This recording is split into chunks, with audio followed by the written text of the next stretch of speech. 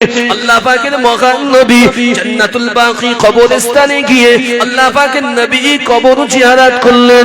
মুর্দাদের জন্য আল্লাহ তাআলার দরবারে আল্লাহ পাকের নবী দোয়া চাইলেন। এই নওজওয়ানেরা, যুবকেরা, আল্লাহ নবীর সাহাবীরা জিজ্ঞাসা করলেন, আল্লাহ নবীর সাহাবীরা জানতে চাইলেন, আসসালামু আলাইকা ইয়া রাসূলুল্লাহ ইয়া হাবিবাল্লাহ, লাইলাতুন নিসফি মিন শাবান, এর মানেটা কি, এর অর্থটা বাকি, এই রাত্রে আমার আল্লাহ কি করে? ও নওজওয়ানেরা, যুবকেরা, শুনে রেখে দাও, আমার আল্লাহ প্রতিটা দিনে 365 দিনের ভিতরে 364 দিনে আমার আল্লাহ তাহাজ্জুদের যখন ওয়াক্ত হয়, মিনাল লাইলি ফাতাহাজ্জাদ বিহি, যখন বান্দা যখন আল্লাহর সমীপে দাঁড়িয়ে তাহাজ্জুদের নামাজটা আদা করে, আমার আল্লাহ ওই বান্দার নাজারি, ওই বান্দার দোয়াটাকে শোনার জন্য আমার আল্লাহ আসমানে নিজেই নাজিল হয়ে যায়। জোরে বলেন সুবহানাল্লাহ। ও আমার সাহাবীরা, কিন্তু 14 তারিখের রাতে এই শাবানের মধ্য রজনীতে, যেদিন নাকি মুয়াজ্জিন মাগরিবের আযানটা হেঁকে দেয়, ও আমার সাহাবীরা, আমার আল্লাহ রাব্বুল আলামিন তার আরশে মুআল্লা থেকে আমার আল্লাহ বান্দার জন্য প্রথম আসমানে আমার আল্লাহ এসে হাজির হয়। জোরে বলেন সুবহানাল্লাহ, আরো জোরে বলেন সুবহানাল্লাহ।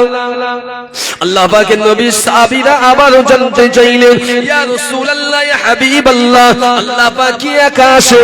আল্লাহ পাক কি জন্য আসে? আল্লাহ তো প্রতিদিনই আসে, কিন্তু এদিনের ভিতরে অন্য দিনের ফারাকটা কি আছে?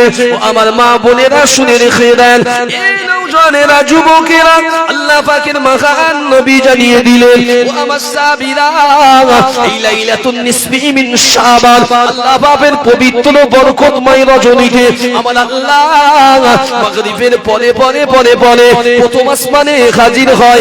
যতক্ষণ পর্যন্ত দুনিয়ার জমিনে ওই মসজিদের মুয়াজ্জিন গুলো ফজরের আযানটা না দেয়, ফজরের আযানটা না হাঁকে, যখন ফজরের আযান হাঁকে, আল্লাহ প্রথম আসমান থেকে আবার নিজের জায়গায় ফিরে যায়। ও নওজওয়ানেরা, যুবকেরা, আল্লাহ পাকের নবীরা, আল্লাহ পাকের নবী সাহাবীরা আমার রাসূলুল্লাহর কাছে জানতে চেয়েছিলেন, ইয়া রাসূলুল্লাহ ইয়া হাবিবাল্লাহ, আল্লাহ এসে বান্দাদের জন্য কি নিয়ে আসে? আমার দয়ার নবী জানিয়ে দিলেন, ও আমার সাহাবীরা, আল্লাহ পাক নিজের 99টা রহমতের নামের দপ্তর নিয়ে বান্দার গুনাহ মাফির জন্য ওই রাতে আমার আল্লাহ প্রথম আসমানে অবতীর্ণ হন। জোরে বলেন সুবহানাল্লাহ।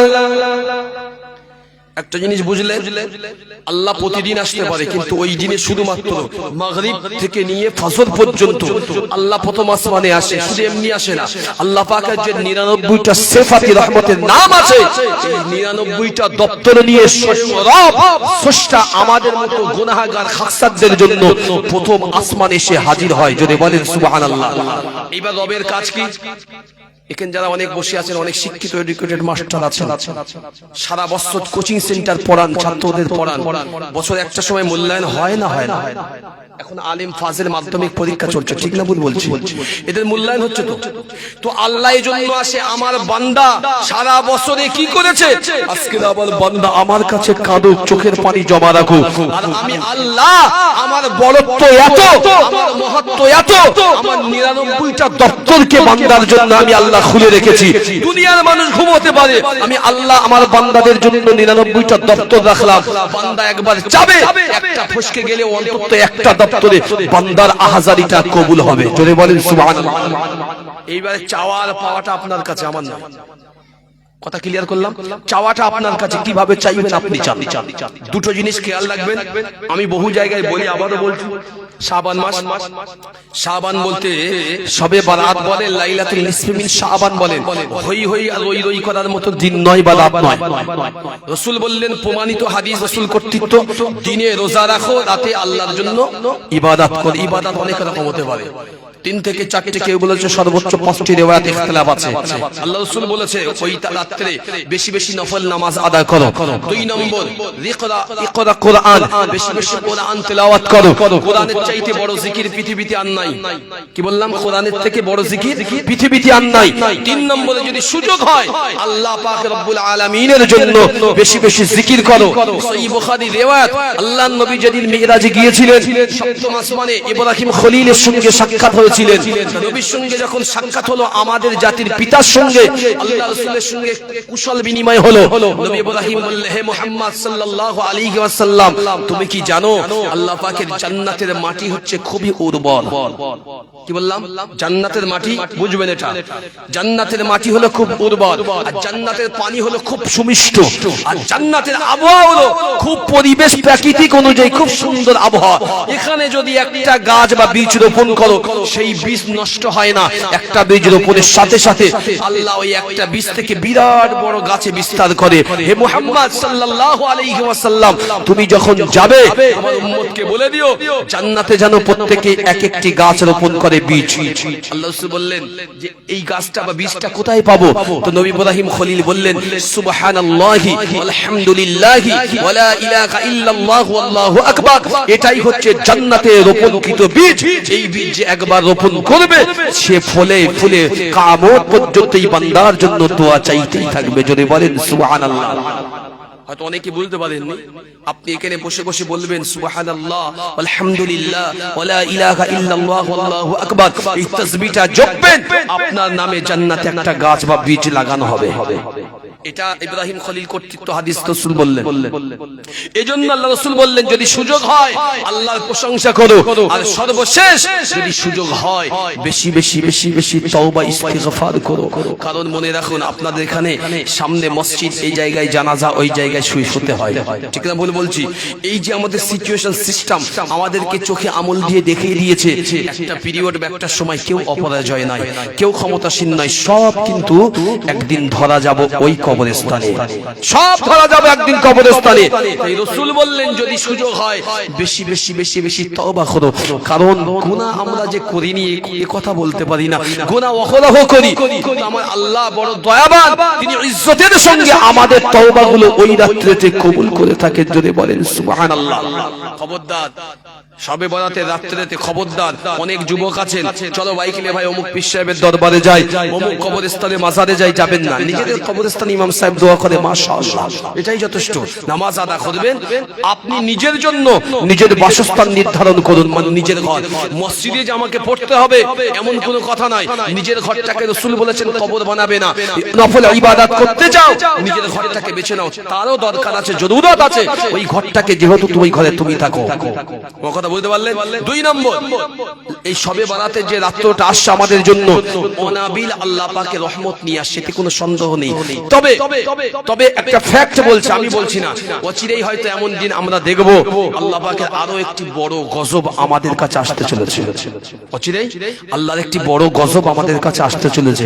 আল্লাহ রাসূলের হাদিস, যে জনপদে নবীর আল্লাহর মসজিদ ঘর, নবীর মাদ্রাসাকে তুড়ে দেওয়া হয়, মানে ভেঙে দেওয়া হয়, যে জনগণে মুসলমানকে কষ্ট দেওয়া হয়, যে জনপদে ঈমানদারকে বেরহম ভাবে হত্যা করা হয়, কতল করা হয়, ওই জনপদে আমার আল্লাহ অবশ্যম্ভাবী, অর্থাৎ নিশ্চিত ভাবে ওই জনপদে আমার আল্লাহ গজব পাঠায়।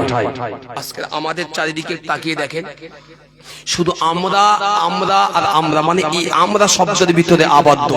টুপি দাড়িওয়ালা এদের ভিতরেই আমরা আবদ্ধ। আমরা না মুখ ফুটে বলতে পারি, না কারোর কাছে ডুকরে কাঁদতেও পারি।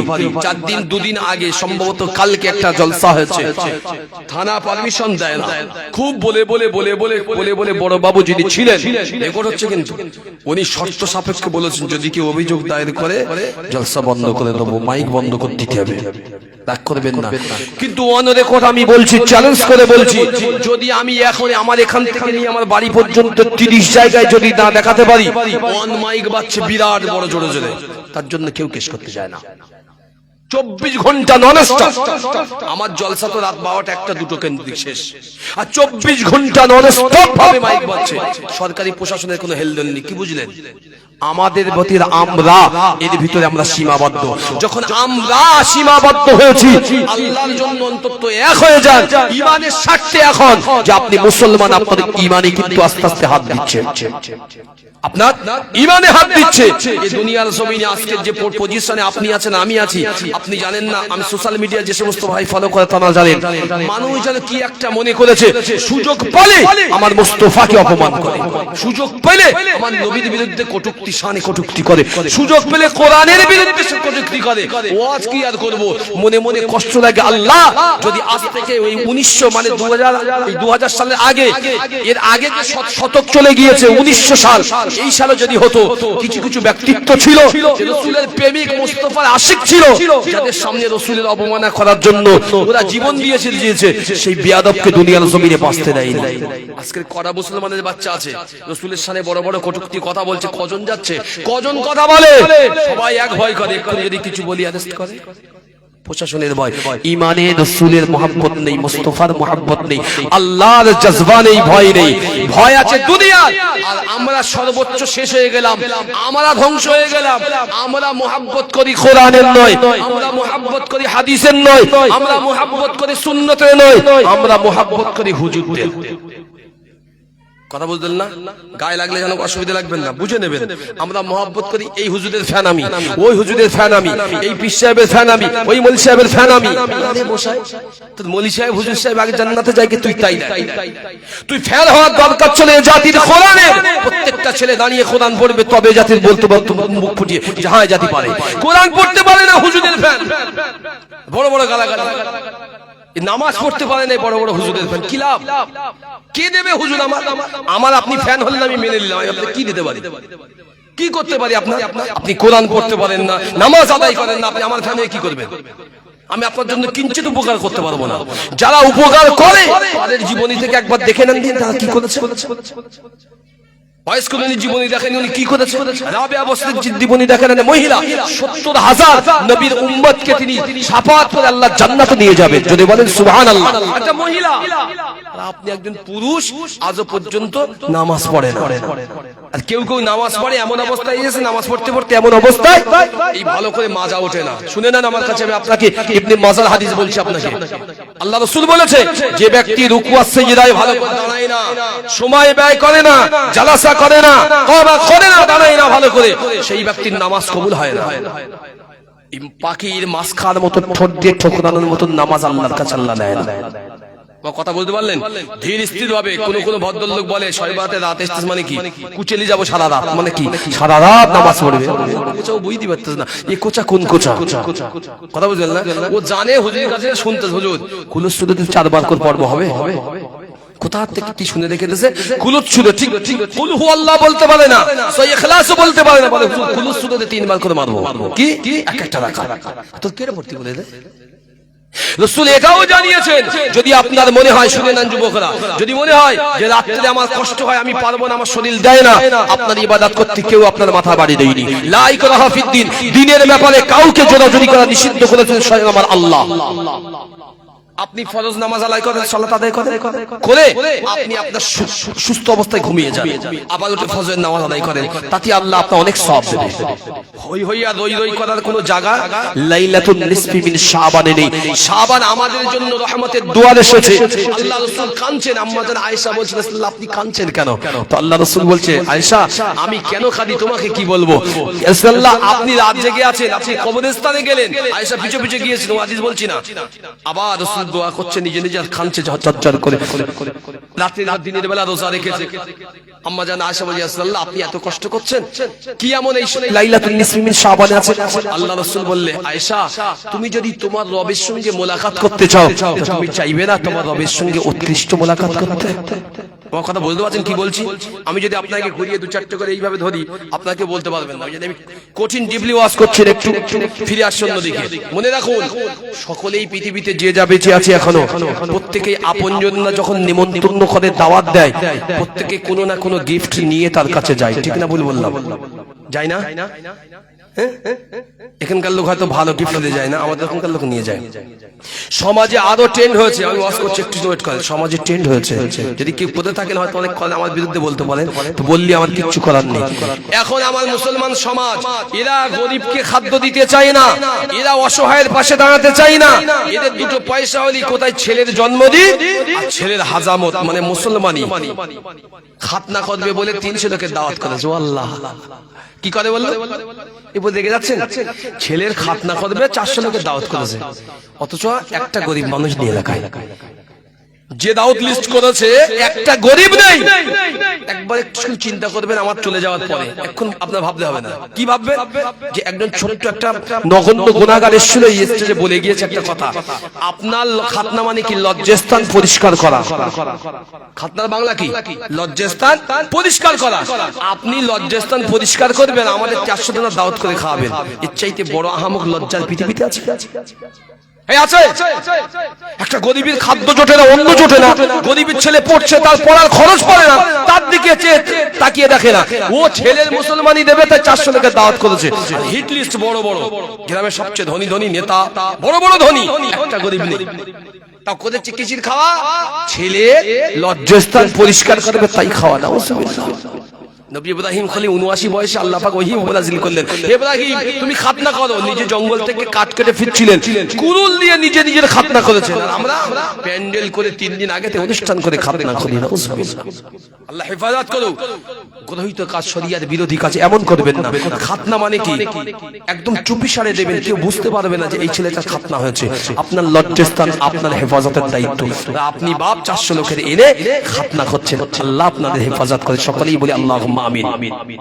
আল্লাহ পাকের মহান নবী জানিয়ে দিলেন মুসলমান আম্মা জান আয়েশা সিদ্দিকা রাদিয়াল্লাহু তাআলা আনহা তিরমিজির হাদিস শরীফের ভিতরে এসেছে, ইমাম বাইহাকি তার বাইহাকি শরীফের ভিতরে বর্ণনা দিয়েছে।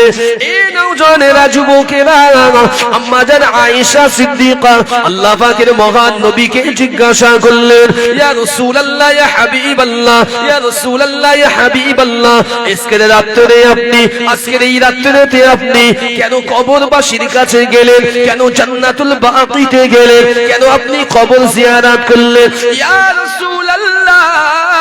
ইয়া হাবিবাল্লাহ, আপনি তো অন্য রাতে এমন করে যান না। আল্লাহ পাকের মহান নবী জানিয়ে দিলেন, ও আমার বিবি, ও আয়েশাতুল হুমায়রা, আমি রাসূলুল্লাহ তোমাকে জানিয়ে দিলাম, তুমি শুনে রেখে দাও, আজকের এমন একটি রাত্রি যে রাত্রিতে মহান আল্লাহ আমাদের সমস্ত আদমের সন্তান তামাম দুনিয়াবাসীর বাৎসরিক কর্মফল আল্লাহ পাকের হাতে আল্লাহর ফেরেশতারা অর্পণ করে। ও বিবি আয়েশা, এই রাত্রিতে যা গত এক বছরে যে সমস্ত নরনারী দুনিয়ার জমিন থেকে বিদায় নেবে, যে মানুষগুলো মৃত্যুবরণ করবে, প্রত্যেকের মৃত্যুর নামের পরোয়ানার উপরে স্বয়ং আমার আল্লাহ নিজে হাতে সাইন করে মালাকুল মাউত আজরাইল আলাইহিস সালামের হাতেতে অর্পণ করবে। বিবি আয়েশা, শুধু তাই নয়, আগামী 1 বছরে কোন বান্দা কতটা রুজি পাবে, কোন বান্দা কতটা রুজি পাবে, ও বিবি আয়েশা, এই রুজির জারিয়াটাও আমার আল্লাহ লিখে দেন। বিবি আয়েশা, আমি মুহাম্মাদুর রাসূলুল্লাহ এজন্য বেশি বেশি নফল রোজা রেখেছি, কারণ আমি চাই দিনের বেলা রোজা রেখে রাতের বেলা আমার আল্লাহর কাছে আমি মুহাম্মাদুর রাসূলুল্লাহ আমার মউতের পরোয়ানা জানে আমি রোজা অবস্থায় আল্লাহর হাতে অর্পণ হয়। জোরে বলেন সুবহানাল্লাহ। তাহলে বোঝা গেল রোজার দাম আছে নাকি? জি, ট্রেলার বোঝেন তো, মানে সামান্য কিছু একটু দেখানো হয় দুনিয়ায়। ওই যেমন রমজানের আগে শাবান আমাদের জন্য কিছু দেখিয়ে দিয়েছে, কি তুমি রমজান রাখবে, তুমি রমজানের ফরজ সিয়াম রাখবে, ফরজ রোজা রাখবে, তার আগে তুমি চেষ্টা করো অন্তত এদিকে নফল রেখে শরীর কতটা দিচ্ছে কিংবা দিচ্ছে না। মনে রাখুন একটা জিনিস, আর একটা জিনিস মনে রাখবেন, এই শাবানের এখন চলছে আইয়ামে বীজের রোজা, মানে মধ্যবর্তী রোজা। আল্লাহ রাসূল রাখতেন 13, 14, 15 ফরজ বাদে প্রতি মাসে আল্লাহ রাসূল রোজা রাখতেন। আইয়ামে বীজের রোজা চলছে এখন বর্তমানে, কিন্তু শেষ দুটো দুটো দিন, শাবানের সেই দুটো দিন রোজা রাখা মাকরুহ। আমার কথা বলতে পারলেন? কেউ যদি মহব্বত করে রোজা রাখেন তো জানবেন সেই দুটো দিন রোজা রাখতে আল্লাহ রাসূল নিষেধ করেছেন, কারণ ফরজ রোজায় কষ্ট হবে, তাই ওই রোজাটা রাখা মাকরুহ। এদিকে আমরা যাব না, আমরা যতটুকু পারি এই আমল, এই ইবাদত করব আল্লাহ পাকের দরবারে। সকলে একবার দরুদ শরীফ আল্লাহুম্মা।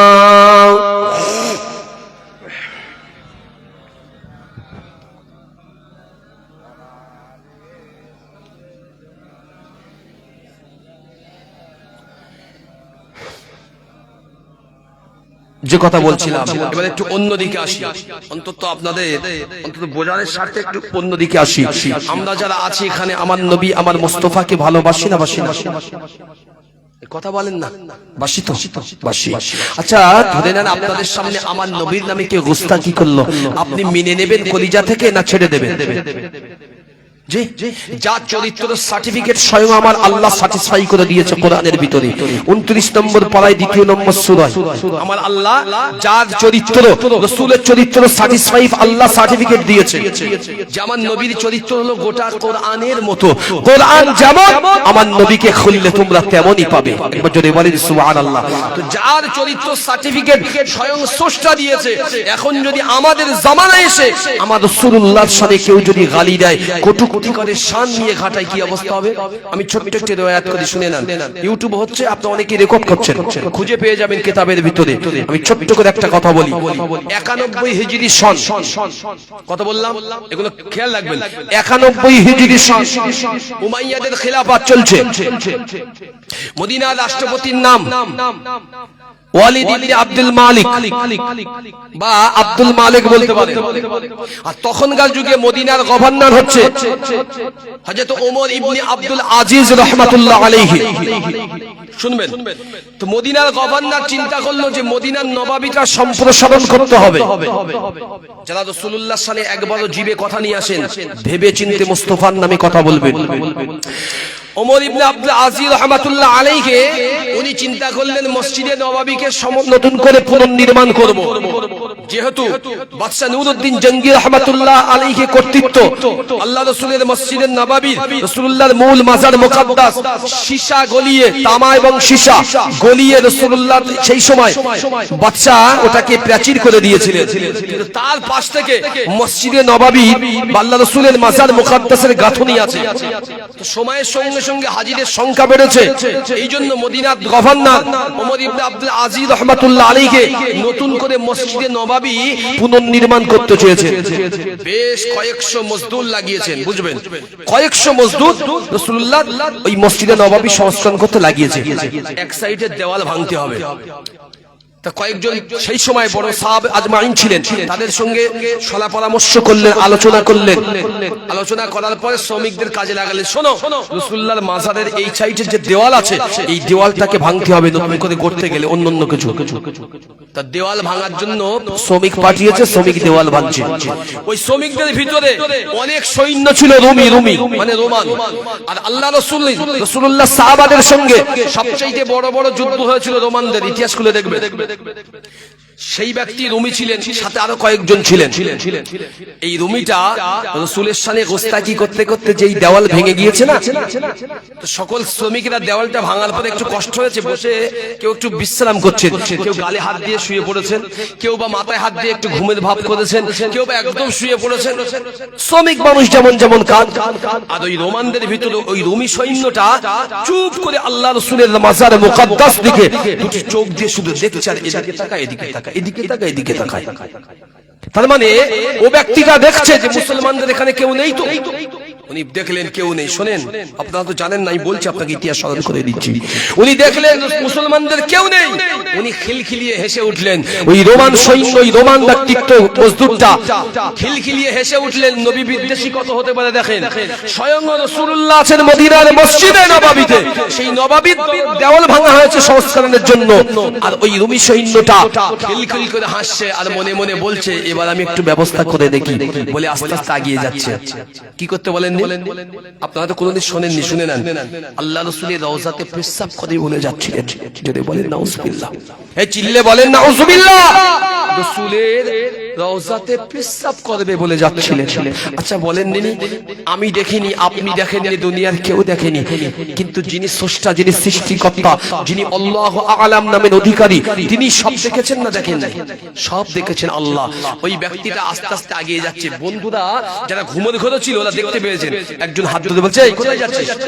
তো আমি সামনের দিকে যাচ্ছি। বলছে না, আজ যাবি না, একদম সামনে এগোবি না, আমাদের বারণ করেছে মদিনার গভর্নর, এই দেওয়ালটা ভাঙবো, এর উধরি যাবো না। তুই কোথায় যাচ্ছিস?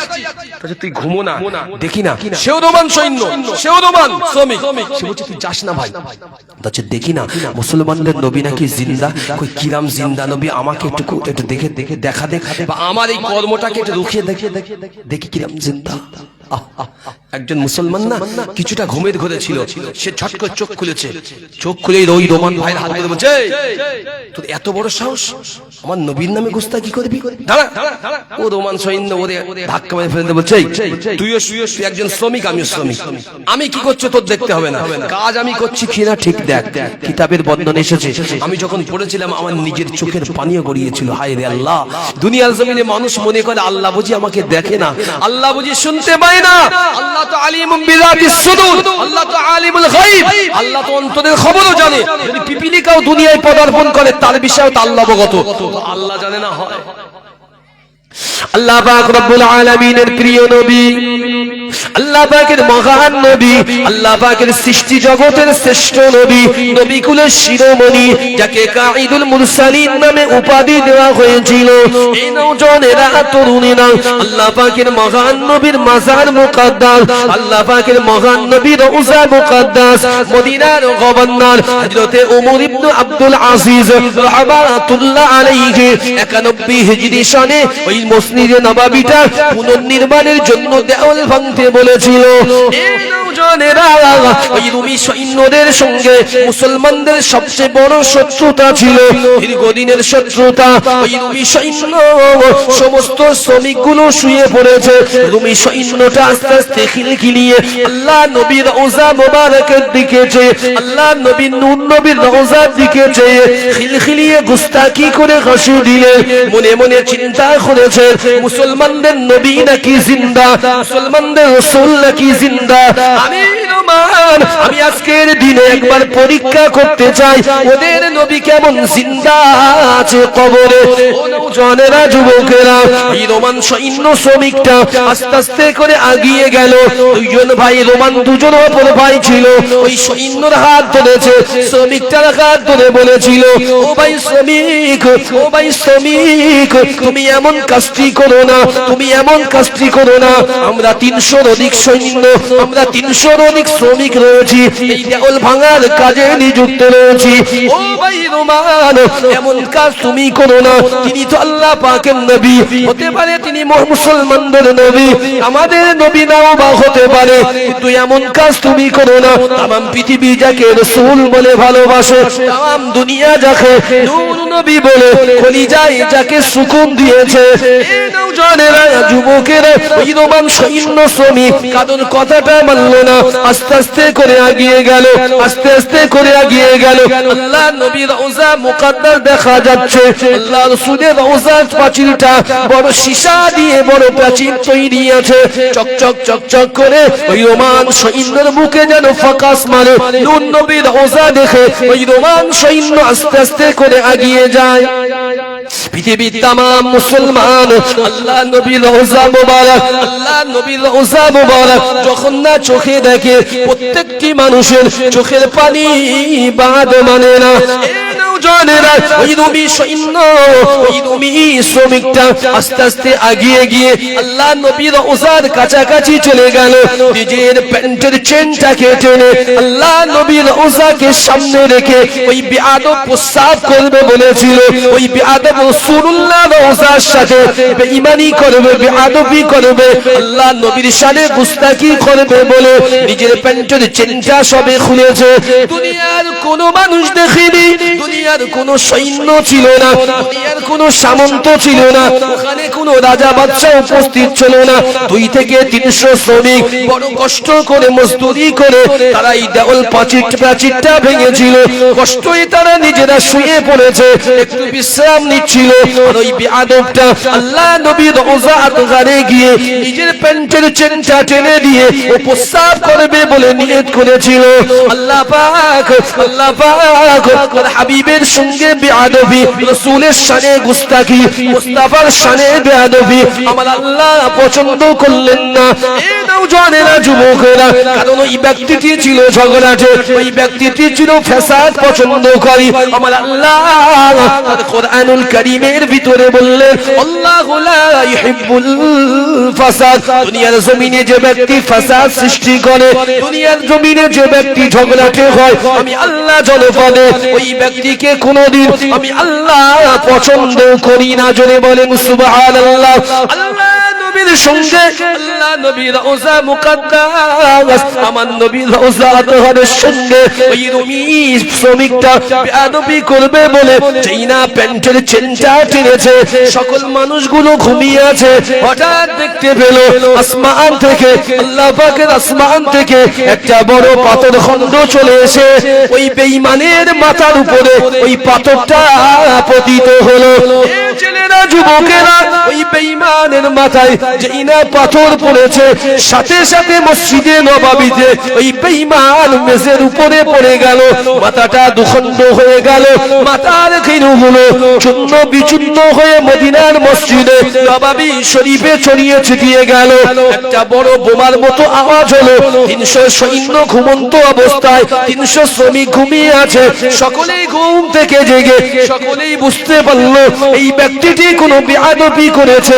আমার আল্লাহ এই বেয়াদবির জন্য তার যথাযথ শাস্তি দুনিয়াতেই দেখিয়ে দিয়েছেন। জোরে বলেন সুবহানাল্লাহ, আরো জোরে বলেন সুবহানাল্লাহ। আমাদের জমানায় দেখাবেন, আপনি ভাবলেন কি করে? খবর নিয়ে দেখেন, যে কটা বেয়াদব রাসূলের শানে বলেছে, খবর নিয়ে দেখেন, একটা শান্তি করে রাত ঘুমোতে পারেন। আল্লাহর কসম করে বলছি, মুস্তাফার নামে যে বেয়াদবি করেছে দুনিয়ায় একদিনও এই দুনিয়ার জমিনে কোনোদিন শান্তি করে এক রাত ঘুমোতে পারেনি। আমার নবী, আমার মুস্তাফা এমন তেমন ব্যক্তিত্ব ছিল না। তুমি বলে দেবে আর হয়ে যাবে না। আমার মুস্তাফার জন্য সব নবীর দোয়া ছিল, আমার মুস্তাফার জন্য সব রাসূলের দোয়া ছিল, আমার মুস্তাফার জন্য স্বয়ং আল্লাহ পাকের ফেরেশতাদের দোয়া থাকে। যদি বলেন সুবহানাল্লাহ। আমরা তো চুনে পুটি, ওই জন্য মুস্তাফাকে চিনি না, নবীকে চিনি না, নবীর ভালোবাসাও নেই। মুস্তাফার অন্তরে যদি ভালোবাসা থাকতো, পিয়ার থাকতো, আপনি জানেন না, রাবিয়া বসরিকে আল্লাহ রাসূল স্বপ্ন দেখিয়েছিলেন, রাবিয়া তুমি আমাকে একবার মোহাব্বত করলে না? তো রাবিয়া বলেছিলেন, ইয়া রাসূলুল্লাহ, এই জগতে কি এমন আহামক আছে যে আপনাকে মোহাব্বত করে না? কে আছে? হুজুর, আমি যে আপনাকে মোহাব্বত করব, আমার অন্তর যতটুকু, সমস্ত অন্তর জুড়ে আমার আল্লাহ আর আল্লাহ বিরাজমান। যদি বলেন সুবহানাল্লাহ। ইয়া রাসূলুল্লাহ, বেয়াদবি নেবেন না, আমি রাবিয়া আপনাকে মোহাব্বত করি, কিন্তু অন্তরে আল্লাহ ছাড়া আর কারো জায়গা এখনো দিতে পারিনি। হুজুর, আমার বেয়াদবি মাফ করবেন, আমি তো আপনার উম্মতি, তবে আমি রাবিয়া, আমার কলিজা, আমার অন্তর তো আল্লাহ একটাই দিয়েছে, যদি দুটো দিত আর একটাই আপনাকে স্থান দিতাম। একবার জোরে জোরে বলেন সুবহানাল্লাহ, একবার দরুদ শরীফ আল্লাহুম্মা।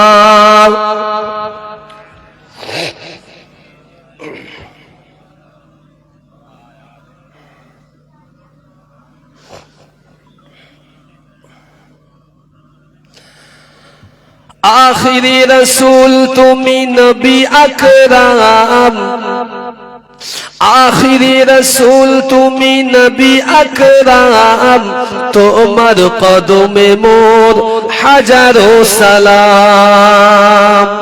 আপনারা রাসূলকে সালাম দিতে চান না? চান না? এই চান না? চান না? এই আমি যেখানে থাকি, এই 2 দিন হচ্ছে প্রায় 10 জন হাজী ওমরা করতে গিয়েছে, ফিরবে রোজার 2 দিন আগে, ফিরবে রোজার 2 দিন আগে। তাদের কত সৌভাগ্য নসিবওয়ালা, আল্লাহ যাদেরকে তার দিদারে কাবা, রাসূলুল্লাহ রওজা আতাহাত নিজের চোখে দেখাবে। একবার যদি বলেন সুবহানাল্লাহ।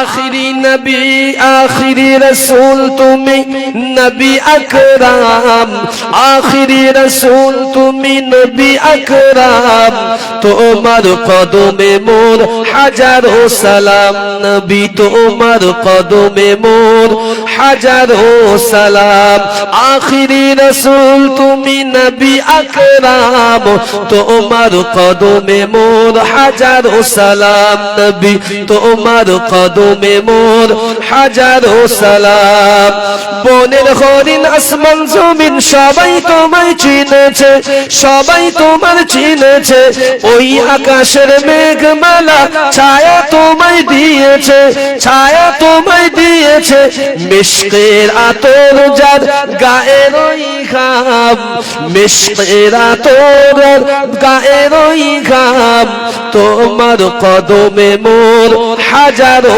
সালাম জোরে বলেন সুবহানাল্লাহ এই সকলে মিলে বলেন সুবহানাল্লাহ নারায়ে তাকবীর আখিরি নবী আখিরি রাসূল নবী আকরাম আখিরি রাসূল তুমি নবী আকরাম তোমার কদমে মোর হাজারো সালাম আবু বকর উসমান আলী সবাই তোমায় চিনেছে আবু বকর উসমান আলী সবাই তোমার দিওয়ানা সবাই তোমার দিওয়ানা বুকে গরম পাথর বেলাল নবীজিকে ভোলে না নবীজিকে ভোলে না অন্তরে গেঁথেছিল নূর নবীর নাম অন্তরে গেঁথেছিল নূর নবীর নাম তোমার কদমে মোর হাজারো সালাম নবী তোমার কদমে মোর হাজারো সালাম আখিরি রাসূল তুমি নবী আকরাম আখিরি রাসূল তুমি নবী আকরাম তোমার কদমে মোর হাজারো সালাম নবী তোমার কদমে মোর হাজারো সালাম বোরাক চড়ে নবী মেরাজেতে গিয়েছে মেরাজেতে গিয়েছে পায়ের ধুলায় আরশ আজিম ধন্য যেদিন হয়েছে ধন্য সেদিন হয়েছে জান্নাতের ঘরে ঘরে নূর নবীর নাম জান্নাতের ঘরে ঘরে নূর নবীর নাম তোমার কদমে মোর হাজারো সালাম নবী তোমার কদমে মোর হাজারো সালাম আখিরি রাসূল তুমি নবী আকরাম আখিরি রাসূল তুমি নবী আকরাম তোমার কদমে মোর হাজারো সালাম নবী তোমার কদমে মোর হাজারো সালাম আল্লাহুম্মা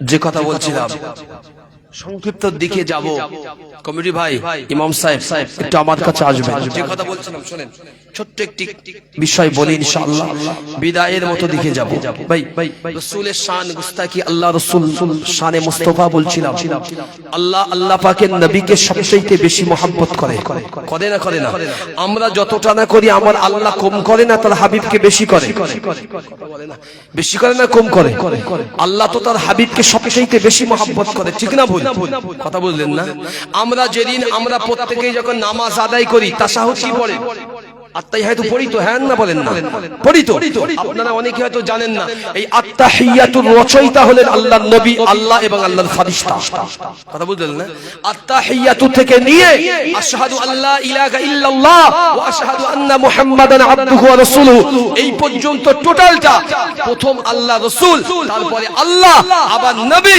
তারপরে আল্লাহর ফেরেশতা সমন্বয়ে কমপ্লিটলি একটা প্যাকেজের নাম হচ্ছে তাশাহুদ যেটা নামাজে পড়া হয় যদি বলেন সুবহানাল্লাহ প্রস্তুতি নিয়ে আসেন এই তাশাহুদটা আল্লাহ আমাদের কাছেই দিয়েছে, আল্লাহ আমাদের কাছে দিয়েছে। আল্লাহ নবী যেদিন মেরাজে গিয়েছিলেন, অনেক যুবক আছে, অনেক ভাই আছে, ওয়াজ শুনছেন, শোনেন। আল্লাহ রাসূল যখন মেরাজে গিয়েছেন, দুনিয়ায় আমরা যখন কোনো দাওয়াত বাড়ি যাই গিফট নিয়ে যাই, বিয়ে বাড়িতে যাই গিফট নিয়ে যাই, বন্ধু জন্মদিন অনুষ্ঠানে গিফট নিয়ে যাই। আল্লাহ নবী গেলেন আল্লাহর কাছে, রবের কাছে গিয়েছেন, তার আশিক গিয়েছেন মাসুকের কাছে, আল্লাহর কাছে গিয়েছেন নবী। তো নবী চিন্তা করছেন আমি তো এলাম আমার রবের কাছে, কি দেবো কি দেবো?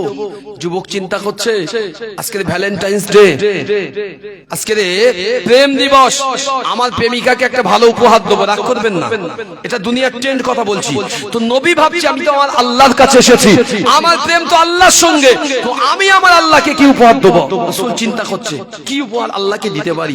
রাসূল বসে বসে অনেক চিন্তার পরে আল্লাহ পাকের নবী বললেন আত্তাহিয়াতু লিল্লাহি ওয়াস সালাওয়াতু ওয়াত তাইয়্যিবাত, যদি বলেন সুবহানাল্লাহ। রাসূল দিলেন, আল্লাহ রাসূল বললেন আমার ইবাদত, আমার বান্দেগি, আমার সমস্তটা আল্লাহ আপনার জন্য, আপনার কদমে, যদি বলেন সুবহানাল্লাহ। আল্লাহ কি সম্মান দিতে কোনটা বোধ করে? আল্লাহও সম্মান দিলেন, আল্লাহ সম্মান দিলেন। আসসালামু আলাইকা ইয়া আইয়ুহান নাবিয়্যু, হে আমার নবী, হে আমার রাসূল, আপনার প্রতি আমি আল্লাহ আমার পক্ষ থেকেও সালাম, যদি বলেন সুবহানাল্লাহ। ফারিস্তারাও ছিলেন পিছনে, ওরা লাস্টেই সাক্ষ্য দিলেন আশহাদু আল্লাহ ইলাহা, আমরা বাদ যাব, আমাদেরকে যুক্ত করে নেন। সমন্বয়ে গঠিত হলো একটি সুন্দর রচয়িতা। তো নবী যেমন আল্লাহকে মহব্বত করতেন, আল্লাহ আল্লাহ রাসূলকে তেমন মহব্বত করতেন, ঠিক না ভুল বললাম? আল্লাহ আল্লাহ রাসূলকে বেশুমার মহব্বত করতেন। এজন্য কিতাবের বর্ণনায় এসেছে মুহাম্মাদুর রাসূলুল্লাহ ওয়াল্লাযীনা মাআহু আশিদ্দাউ আলাল কুফফারি রুহামাউ বাইনাহুম। কিতাবের বর্ণনা, কোরআনের বর্ণনা, আল্লাহ বলেছেন মুহাম্মদ সাল্লাল্লাহু আলাইহি ওয়াসাল্লাম এবং তার সাথীরা একে অপরের প্রতি দয়াশীল সদয়। বেদিন বেঈমান মুশরিকদের বিরুদ্ধে বড় কঠিন তারা। কেন বেদিনদের বিরুদ্ধে বড় কঠিন ছিল? সাহাবা আজমাইন রিদওয়ানুল্লাহি তাআলা, যাদের কথা শুনলে অন্তরে সুকুন হয়, কলিজা নরম হয়, দিল নরম হয়, যাদের জন্য দোয়া চাইলে আমার আল্লাহ ওই দোয়াকে ফেরত পাঠান না, যদি বলেন সুবহানাল্লাহ। ছোট্ট একটা एग्जांपल দেই, আপনাদের ভিতরে অনেক মানুষ আছে, সবাই এক নয় কিন্তু, কেউ আছে একটু চামড়ায় কালো, কেউ বা একটু মধ্যম গোরা, কেউ বা খুব ফর্সা সাদা, আছে না নাই? কথা বলেন না কেন? আছে না নাই? যে ছেলেটা বাড়িতে খুব কালো, তার নাম রাখে বাড়িতে কেলো বলে ডাকে, দেখে যাবেন না, তার নাম কেলে বলে ডাকে। বাড়িতে খুব কালো হলে অনেকে বন্ধু বান্ধবরা বলি এই কেলো কোথায় যাচ্ছিস? কেন? দুনিয়াতে সে কালো বলে তাকে কেলো উপাধি দিয়েছে আমরা। অথচ আল্লাহ কত রহম, কত মহান দেখেন। আল্লাহ শুধু একটা কথাই বুঝিয়ে দিয়েছেন, বান্দা লাকাদ খালাকনাল ইনসানা ফি আহসানি তাকওয়িম। বান্দা দুনিয়ায় তুই কালো হয়েছিস বলে তোর মা তোর কেলো বলে, তোর বাপ কেলো বলে, বন্ধু কেলো বলে, আত্মীয়রা কেলো বলে, অথচ আমি আল্লাহ আমি কিন্তু তোকে কেলো বলিনি, আমি বলেছি তুই জগতের শ্রেষ্ঠ মাখলুকের ভিতরে শ্রেষ্ঠ মাখলুক হচ্ছিস তোরা, জোরে বলেন সুবহানাল্লাহ। আল্লাহ বলেছে আমি কেলো বলেছি, আমরা কেউ টেরা বলে টেরা বলেছি, কেউ অন্ধ হলে অন্ধ বলি, দুনিয়ার নানান উপাধি দেই, কিন্তু দুনিয়ার জমিনে শুরু শুরু দেখে দেন আল্লাহ যাকে ভালোবাসেন, কেলো হোক আর অন্ধ হোক, আল্লাহ যাকে মহব্বত করে তার সঙ্গে কোনো টক্কর দুনিয়ার কোনো বেঈমান নিতে পারে না। রাসূলুল্লাহ একজন সাহাবা, ছোট্ট করে নাম বলি, কোনদিন শুনেছেন বলে হয়তো জানি না, আমি আপনাদেরকে অন ক্যামেরায় বলছি, শুনেছেন কি? এই নামটা শুনেননি? নাম হচ্ছে কাকা। কে শুনেছেন? কাকা রাসূল পেয়েছিল, হ্যাঁ, নাম হচ্ছে কাকা বিন আমর রাদিয়াল্লাহু তাআলা আনহু। সার্চ করে দেখবেন রাসূলুল্লাহ সাহাবী নাম হয়েছে কাকা বিন আমর রাদিয়াল্লাহু তাআলা আনহু। কাদিসিয়ার যুদ্ধে বিখ্যাত সাহাবা আজমাইন ছিলেন হযরত কাকা বিন আমর। উনি আহলে সুফফা ছিলেন, ইনার ঘরবাড়ি ছিলেন না রাসূলুল্লাহর মসজিদে নববীতে। যে সাহাবীদের ঘরবাড়ি থাকতো না, যাদের মা বাপ ত্যাগ করে দিয়েছে মুসলমান হওয়ার জন্য, তারা এসে মদিনার মসজিদে থাকতো, তাদেরকে বলা হতো আসহাবে সুফফা। যদি কেউ এতটুকু দান করতো, রাসূল সবাইকে ডেকে খাওয়াতো। যদি কেউ এক পেয়ালা দুধ দিত, বা কেউ একটা খরমা খাজুর দিত, বা কেউ কোনো খাদ্য দাওয়াত করতো, রাসূল তাদেরকে সাথে করে নিয়ে যেতেন। কাকা বিন আমর বিয়ের বয়স হয়েছে, মদিনার মসজিদে আজ আপনারা বসে আছেন, আল্লাহ রাসূল একদিন ওয়াজ করছেন, সাহাবারা বসে আছেন, তো আল্লাহ রাসূল বলছে সাহাবীরা যাদের যাদের বিয়ের বয়স হয়েছে তোমরা কি বিয়ে করতে চাও না? তো অনেক সাহাবী আজমাইন বলে সাল্লাল্লাহু চাই, কেউ কেউ বলে সাল্লাল্লাহু বিয়ে করব তো কিছুই নেই। রাসূল বলল তোমার যখন কিছুই নেই তুমি বেশি বেশি নফল রোজা রাখো। শুনবেন কথাটা। কাকা বিন আমরের দিকে ফিরে রাসূল বললেন কাকা ও কাকা তুমি বিয়ে করবে না? তো কাকা লজ্জায় মাথাটা হ্যাট করে আল্লাহ আমার বিয়ের কথা বলছেন, আমি কি করে বিয়ে করি? আমার বাপ নেই মা নেই দুনিয়ায়, আমার বংশগত কেউ জানে না, আপনি জানেন কোথা থেকে আমার লেগেছিলেন। আমি কৃতদাস ছিলাম, আপনার কাছে এসেছি, আপনি আমাকে জায়গা দিয়েছেন মদিনার মসজিদে একটু থাকার। হুজুর আমি তো কালো বেটে বামন, বেটে কালো, দেখতে শুনতে একদম খারাপ, আমার কে মেয়ে দেবে? এই দাম লোকে কেউ মেয়ে দেয়? দুনিয়ায় কত রূপবান যুবক রয়েছে, তার না আমার দেবে? রাসূল মুচকি হাসলেন, বললেন কাকা তোমার কথা আমার মনে রইল, আমি দেখছি কি করা যায়। ঠিক 3 দিন পরে আবার কাকা বিন আমর রাদিয়াল্লাহু তাআলা আনহুর সঙ্গে আল্লাহ রাসূলের ওই মদিনার মসজিদে সাক্ষাৎ। আল্লাহ রাসূল ডেকে বললেন কাকা তুমি বিবাহ করতে চাও? আবার কাকা বিন আমর লজ্জায় মাথাটা হাত করে আল্লাহ বিবাহ তো করতে চাই, কিন্তু পয়সা কোথায়? মোহরানা কি করে আদায় করব? আপনারা অনেকে আছে নাক করবেন না, বলতে বলতে আমাদের অভ্যাস হয়ে গেছে, অনেক প্রসঙ্গ এসে যায় এই মোহরানার বিষয়ে বলতে, ইদানিংও বে হচ্ছে। ছেলের বাবা এসে বলছে হুজুর মোহরানা কত, সবচেয়ে নিম্ন সংখ্যা কত? কি করো কথা বলেন না কেন, বলেন একটু সবচেয়ে নিম্ন সংখ্যা করো। মেয়ের বাপ কি দিচ্ছে জিজ্ঞেস করলাম, আমার সঙ্গে একটা ঝগড়া, আপনারা না হুজুর শুধু এইসব কথা বলেন কেন? তো আমি বললাম চাচা আপনি তো এসে আমার বললেন হুজুর নিম্ন সংখ্যাটা করো, তা আমি জিজ্ঞেস করছি মেয়ের বাপ তোমাদের কি দিয়েছে? মালকড়ি কম দিলে হয়তো এরকম বলবে, খবরলে দেখি না মেয়ের বাপ এই সময় বেশ একটা ভালো দামি গাড়ি 1,10,000 টাকা দাম নগদে সেই দিয়েছে, আশীর্বাদ করে এসেছে, খাট শোকেস আলমারি মোটামুটি যথেষ্ট মাল দিয়েছে। তখন আমি ফিরে বলছি মুরব্বী চাচা মেয়ের বাপ তো মনে হয় কম দেয়নি, এসছেন 130 জনের উপরে খাতি এসছেন, আর মোহদানার বেলায় বলতেছেন সর্বোচ্চ নিম্ন করে কত? তাহলে কেন আমাদের ইমাম সাহেব 3,001 টাকা, আর ইমাম সাহেব যদি করে থাকে বিয়ে হয়নি না, আপনি ফতোয়া দিচ্ছেন, এই ফতোয়া 100 বার দিচ্ছে আপনাকে, আমার পাওয়ার আছে তাই দিলাম আপনাকে, আমি জানি বলেই দিচ্ছি। শরিয়াত বলছে আজকে 82,000 টাকার উপরে স্বর্ণ অলংকারের আপনার ভরি, মার্কেটে হিসাব করে দেখেন 5,000 টাকার নিচে মোহরানা, রূপোর বাট্টা দিয়ে হিসাব করেন 52,000 টাকার উপরে ভরি আছে। আপনি শরিয়াতকে সামান্য তুল্য মূল্য করে দিয়েছেন? রাসূল স্পষ্ট আদেশ দিয়েছে যদি সামর্থ্যবান হও বিয়ে করো, যদি না হও রোজা রাখো। কে বিয়ে করতে বলেছে? তোমার ছেলে? তুমি মোটা মাল নিয়েছো ভালো, রাগ করছেন, মোটা জিনিস নিয়েছো অসুবিধা নেই, যেই মোহনানার কথায় কত নিম্ন সংখ্যা, কেন কেন নিম্ন সংখ্যায় হবে? এটা মদত হলো না ছেলে যে হুজুর 5,001 টাকা করেন নগদ দিচ্ছি, আবার যেই বলতেছেন কত হুজুর এটা 3,500 টাকা করেন নগদ, না হুজুর বাকি, তাহলে কি মদদানি তুমি বিয়ে করতে এসছো? খারাপ লাগতে পারে কথা, কিন্তু বুঝে দেখবেন কি মদদানি এসছে।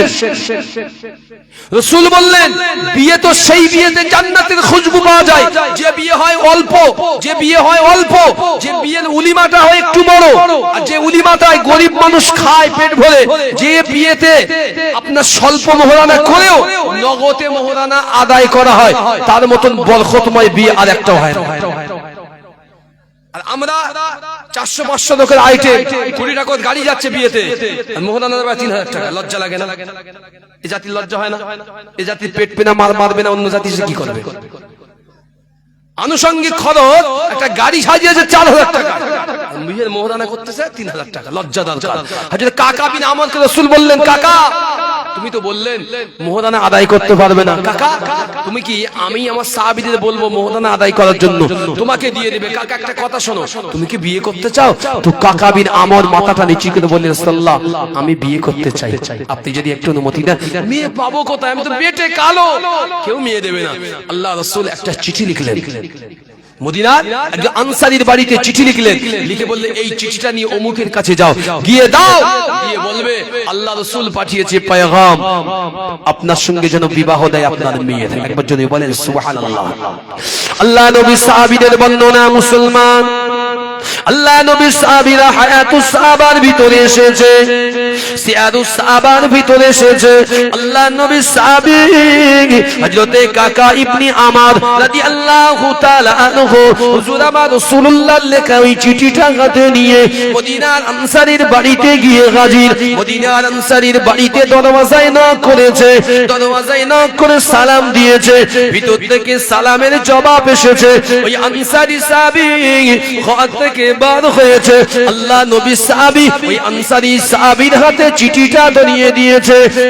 নওজওয়ানেরা যুবকেরা আল্লাহ নবীর সাহাবীর দেওয়া চিঠিটা আল্লাহ নবীর লিখিত চিঠিটা আনসারী সাহাবী হাতে নিয়ে আনসারী সাহাবীর চোখ দুটো চকচক করে উঠলেন ঘরের ভিতরে বিবি সাহেবাকে ডাক দিলেন ও আমার কলিজার টুকরি বিবি ও আমার জীবন সঙ্গিনী বিবি শিগগিরই শুনে যাও আমার বাড়িতে বড় খুশির সংবাদ আমার বাড়িতে বড় আনন্দের সংবাদ আমার একমাত্র আমার কলিজার টুকরি মেয়েকে আমার আখিরি নবী মদিনার বাদশা বিবাহ করতে যায় আমর বিন কাকা রাদিয়াল্লাহু তাআলা আনহু তিনি ভুলটা ভাঙিয়ে দিলেন আনসারী সাহাবীকে ডেকে বললেন ও আনসারী সাহাবী আমার নবী কিন্তু নিজের কথা বলেনি আমার নবী বলেছে আমি আমর বিন কাকা আমার সঙ্গে তোমার মেয়ের বিবাহ দিতে বলেছে আল্লাহ নবীর সাহাবীর কথা শুনে আনসারী সাহাবী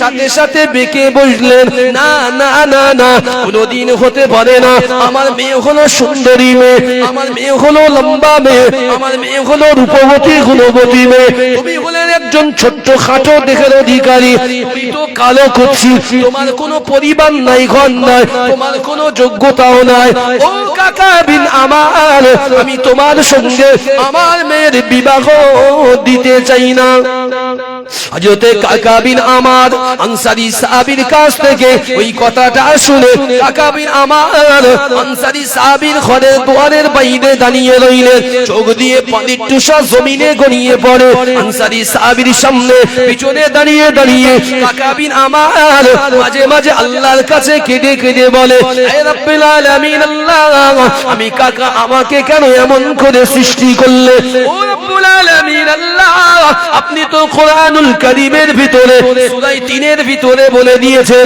আমরা হলাম শ্রেষ্ঠ মাখলুক আশরাফুল মাখলুকাতের ভিতরে শ্রেষ্ঠ মাখলুক হলাম আমরা ও রব্বুল আলামিন আল্লাহ আমি আমার বিন কাকা আমাকে কেন এত খাটো করলেন আর যদি খাটো করেছে আমার গায়ের রংটা কেন এত কালো করে দিলেন আল্লাহ পাক আমি বিবাহের জন্য আমি আমার যোগ্যতা আছে কিন্তু আমার বয়সও হয়ে গিয়েছে আল্লাহ পাক আমি আমার দুনিয়ার জমিনে দুনিয়ার কোন মেয়েকে কি বিবি হিসাবে পাবো না আল্লাহ নবী সাহাবী দাঁড়িয়ে কাঁদে চোখ দিয়ে পানির টুসা গড়িয়ে পড়ে আনসারী সাহাবীর কথা শুনে বিবি ঘর থেকে বার হয়ে এসেছে স্বামীকে জিজ্ঞাসা করলেন আমার স্বামী এত বড় খুশির সংবাদ আমাদের নসিবটা আল্লাহ বুঝি খুলে দিয়েছে স্বামী ভুলটা ভাঙিয়ে দিলেন ও আমার কলিজার টুকরি বিবি এটা অন্য কিছু নয় আমার রাসূল তো সম্বন্ধ পাঠায়নি আমার রাসূল পাঠিয়েছেন তার একজন সাহাবী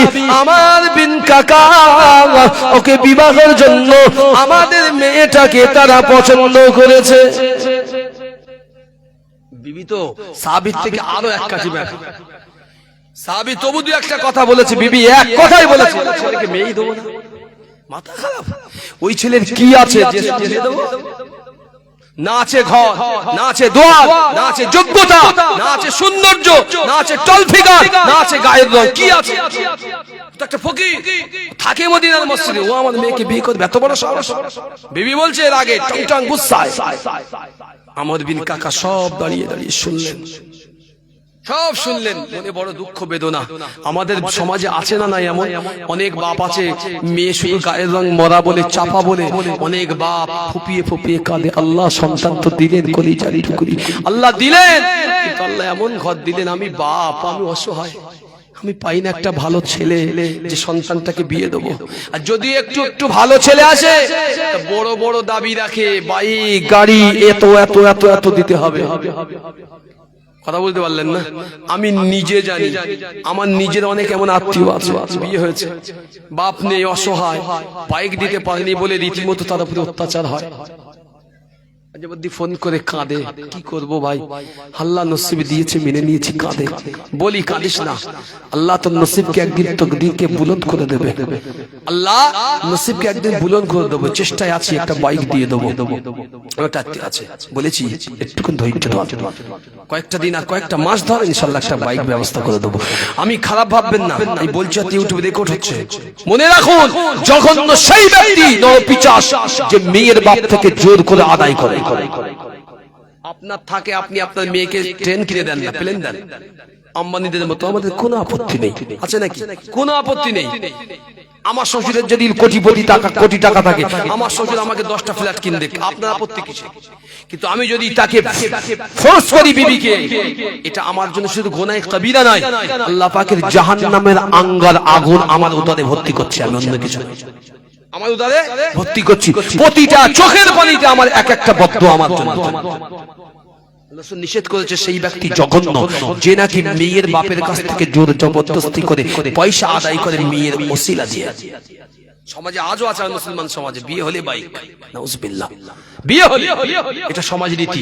কেউ বলতে দেখলাম না, শুনলাম না যে বাবা শখ ইচ্ছাই দিচ্ছেন, না ইচ্ছাই দিচ্ছেন, বা দিতে হবে না এমন কথা নেই, রাগ করবেন না। তো হযরতে কাকা বিন আমার কাঁদছেন, কালো সাহাবী, বেটে সাহাবী, কে মেয়ে দেবে? তাতে রাসূল চিঠি দিয়েছেন, চিঠি রিজেক্টেড হলো। চলে যাচ্ছেন সাহাবী, পিছনে ঘুরিয়েছেন, ব্যাক করে কিছুটা হেঁটেছে, ঘরের থেকে একটা আওয়াজ আসলো, একটা সুন্দরী রমণী কণ্ঠের আওয়াজ, দাঁড়িয়ে যান আব্বাজান, কে এসেছে? দাঁড়াতে বলেন। একটু যদি বলেন সুবহানাল্লাহ, কে বলেছেন বলেন তো? যার নামে পয়গাম পাঠিয়েছে সেই মহিলা রমণী, তিনি ঘরের ভিতরে এতক্ষণ ছিলেন, সব দেখলেন, বাপ মার কথা শুনলেন। একদম যখন সাহাবী চলে যাচ্ছে দুয়ার থেকে হেঁটে, পিছনে করেছে, ঘরের ভিতর থেকে আব্বাজানকে সম্বোধন করে বললেন, আব্বাজান কে এসেছে? দাঁড়াতে বলেন, তাকে ফিরে যেতে নিষেধ করেন। যদি বলেন সুবহানাল্লাহ। মেয়ে বাবার কাছে, আব্বা কি হয়েছে? মা এই ব্যাপার। মেয়ে বলছে, আব্বা আমি সব শুনেছি ভিতর থেকে। মাকে বলল, মা তুমি এত রাগ করছো কেন, গুসা হচ্ছ কেন? আব্বা তুমিও বা গুসা হচ্ছ কেন? আমার সঙ্গে যায় কি না যায়, হবে কি না হবে, বড় লোক ধনী গরিব, চামড়ার কালার আছে, বেটে উঁচু লম্বা, কোনো কিছু ম্যাটার করে না। ম্যাটার করে আমার কাছে আমার নবী যাকে পাত্র হিসাবে আমার জন্য সিলেক্টেড করেছে, আমি তাকে খুশিতে খুশিতে আমার জীবন সঙ্গী হিসাবে মানতে দ্বিধা নেই। যদি বলেন, এই চিল্লে বলেন সুবহানাল্লাহ। যেই বলেছে আমর ইবনে কাকা ইবনে আমর রাদিয়াল্লাহু তাআলা আনহুর সঙ্গে পিছন অবস্থা দাঁড়িয়ে গেলেন, ব্যাক করেছেন, চেয়ে দেখলেন আল্লাহ আমার নসিব হয়তো খুলেছে, যে মেয়েকে আমার রাসূল সার্টিফিকেট দিয়েছে, নিঃসন্দেহে ওই মেয়ের ভিতরে দ্বীনদারিতা আছে। কথা বুঝলেন না? নিশ্চয় দ্বীনদারিতা আছে। তো কোনদিন ওই মেয়েকে আল্লাহ রাসূল সাজেস্ট করতে আল্লাহ নবী সাহাবী হযরতে আমর ইবনে কাকা, আল্লাহ নবীর কলিজার টুকরো, ওই কালো কুৎসির সাহাবী হযরতে কাকা বিন আমার রাদিয়াল্লাহু তাআলা আনহু, ওই মহিলার মেয়ের কথা শুনে তিনি ওখানেই দাঁড়িয়ে গেলেন। মেয়েটি বাপের কাছে আসলেন, আব্বা জান, মায়ের কাছে গেলেন, ইয়া উম্মি মা, ও আমার আব্বা, ও আমার আম্মা, আপনারা কেন ভুলে যাচ্ছেন? ও আমার আব্বা জান, আপনি কেন ভুলে যাচ্ছেন? সংসার তো আপনিই করবেন না। ও আমার মা, আপনি তো সংসার করবেন না। সংসার করব তো আমি। ছেলেটা যদিও কালো হতে পারে, ছেলেটা যদিও কুৎসিত হতে পারে, ছেলেটা হয়তো বা বেটে, দুনিয়ার জমিনে তার কোনো সম্পদ নাও থাকতে পারে। ও আমার আব্বা জান, কিন্তু আখিরি নবী মদিনার বাদশা যখন পয়গাম পাঠিয়েছে, এই সাহাবীর জন্য আমাকে নিযুক্ত করা হয়েছে। ও আমার আব্বা জান, ও আমার আব্বা জান, আম্মা জান, চিন্তা করবেন না, লা তাখাফু ওয়া লা তাহজান, কোনো ভয় নাই, খৌফ নাই, চিন্তা নাই। আমার নবী যখন আমাকে তার জন্য মনোনীত করেছে, আমিও খুশি খুশিতে তার ঘরে তার রমণী সেজে আমি যেতে চিন্তা ইচ্ছুক হয়ে যাই। জোরে বলেন সুবহানাল্লাহ। ও আমার কলিজার টুকরা মা, আপনি কাঁদবেন না। আপনার মনে হয় আপনার মেয়ে মদিনার সুন্দরী রমণী, ছেলে জামাই বড় বড্ড বেমানান, কিন্তু না না, ওই সাহাবীর হয়তো এমন কোন আমল রয়েছে যে আমলটা আল্লাহর কাছে বড় পছন্দনীয়। ও আমার আব্বা জান, আপনার হয়তো মনে হতে পারে আমার জামার বাড়ি কোথায় হবে, তার তো কোনো ঘর নাই, ঠিকানা নাই। ও আমার আব্বা জান, আল্লাহ নবী যদি হিজরত করে মদিনার জমিনে এসেছিলেন, আল্লাহ নবীর সাহাবীরা একে একে এসেছিলেন, কোন সাহাবীর বাড়ি মদিনায় ছিল না। মক্কা থেকে মুহাজিররা হিজরত করে বিবি বাচ্চা নিয়ে এই মদিনার জমিনে এসেছিলেন, কিন্তু মদিনার আনসারেরা আপনারা আল্লাহ নবীর কথায় ভ্রাতৃত্ব গঠন করেছিলেন, ভ্রাতৃত্বের বন্ধনে আবদ্ধ হয়েছিলেন, নিজের জায়গার অধিকাংশ দিয়ে দিয়েছিলেন। ও আমার আব্বা জান, আমার আপনার যিনি জামাতা হবেন হযরতে কাকা বিন আমার রাদিয়াল্লাহু তাআলা আনহু প্রয়োজন হলে তাকে আপনি একটা জায়গা দিয়ে দেবে আমরা স্বামী স্ত্রী মিলে ছোট্ট একটি মাকান বানিয়ে নেব আল্লাহর বাকি জিন্দেগিটা আল্লাহর রাস্তায় আমরা একে অপরে আল্লাহর জন্য গুজরান করে দেব জোরে বলেন সুবহানাল্লাহ আরো চিল্লে বলেন সুবহানাল্লাহ পরের দিন মদিনার মসজিদে নববী শরীফে আল্লাহ নবীর ওই কলিজার টুকরি সাহাবী হযরতে কাকা বিন আমরের সঙ্গে মদিনা রমণীর বিবাহটা হয়ে গেল মদিনা রমণীর বিবাহটা হয়ে গেল কাকা বিন আমার রাদিয়াল্লাহু তাআলা আনহুকে আল্লাহ পাকের মহান নবী হযরতে উসমান গনি রাদিয়াল্লাহু তাআলা আনহুকে বললেন ও বাবা উসমান আমার কাকাকে তুমি 400 দিরহাম দাও বিনিময়ে কোনো একটি কাজ করিয়ে নাও হযরত উসমান বিন রাদিয়াল্লাহু তাআলা আনহু জুন্নুন নুরাইন হুজুর আমার কাকা বিন আমরকে একটি কাজ দিলেন ওই কাজের বিনিময়ে 400 দিরহাম দিলেন ওই 400 দিরহাম দিয়ে আল্লাহ নবী সাহাবী বিবির মোহরানাটা সবেমাত্র আদায় করে দিয়েছেন জোরে বলেন সুবহানাল্লাহ এই ছেলেরা সবেমাত্র বিবাহ দিনের বেলায় সম্পূর্ণ হয়েছে সবে দুপুর গড়িয়েছে মদিনার মসজিদের সম্মানিত মুয়াজ্জিন সাইয়্যিদিনা বিলাল রাদিয়াল্লাহু তাআলা আনহু সবেমাত্র আযানটা হেঁকেছে আসরের এমন সময় খবর পাওয়া গেল কাদিসিয়ার যুদ্ধে মুসলমানদের বড়ই দুর্দিন কাকা বিন আমার তোমাকে যেতে হবে আল্লাহ নবী সাহাবাকে কেউ বললেন না আল্লাহ রাসূল বরং বলেছিলেন ও সাহাবী কাকা তুমি বরং থেকে যাও তোমার সদ্য বিবাহ হয়েছে নবদম্পতি তুমি তোমার বিবিকে সময় দাও আল্লাহ নবীর কালো কলিজা টুকরা সাহাবী কাকা দাঁড়িয়ে বলেছিলেন ইয়া রাসূলুল্লাহ ইয়া হাবিবাল্লাহ এই কাকার জীবনটা তো আপনার কদমে এই কাকার মরণটা তো আপনার কদমে আমার মা বাপ আপনার কদমে কুরবান হয়ে যায় ইয়া রাসূলুল্লাহ ইয়া হাবিবাল্লাহ আপনার সাহাবীরা আমার ভাইয়েরা কাদিসিয়ার ময়দানে যুদ্ধ করবে বেদিন বেঈমানদের সঙ্গে তরবারি নিয়ে আঘাত করবে আর আমি কাকা বিন আমার ঘরেতে শুয়ে শুয়ে নববীর সঙ্গে খোঁজ গল্প করতে পারবো না ইয়া রাসূলুল্লাহ ইয়া হাবিবাল্লাহ আমাকে অনুমতি দেন আমি এই মুহূর্তে আমার বিবিকে ঘরে রেখে আল্লাহর জন্য কাদিসিয়ার যুদ্ধে যেতে চাই কারণ ওয়াজাহিদু ফিল্লাহি হাক্কা জিহাদিহি ওয়াজতাবাকুম ওয়া মা জাআলা আলাইকুম ফিদ-দীন মিন হারাজ জোরে বলেন আরো চিল্লে বলেন সুবহানাল্লাহ দুনিয়ার জমিনে উত্তম জিহাদের নাম কি বলেন শেখাও তো দরকার কি আল্লাহর রাস্তায় জিহাদ করা সবচেয়ে উত্তম জিহাদ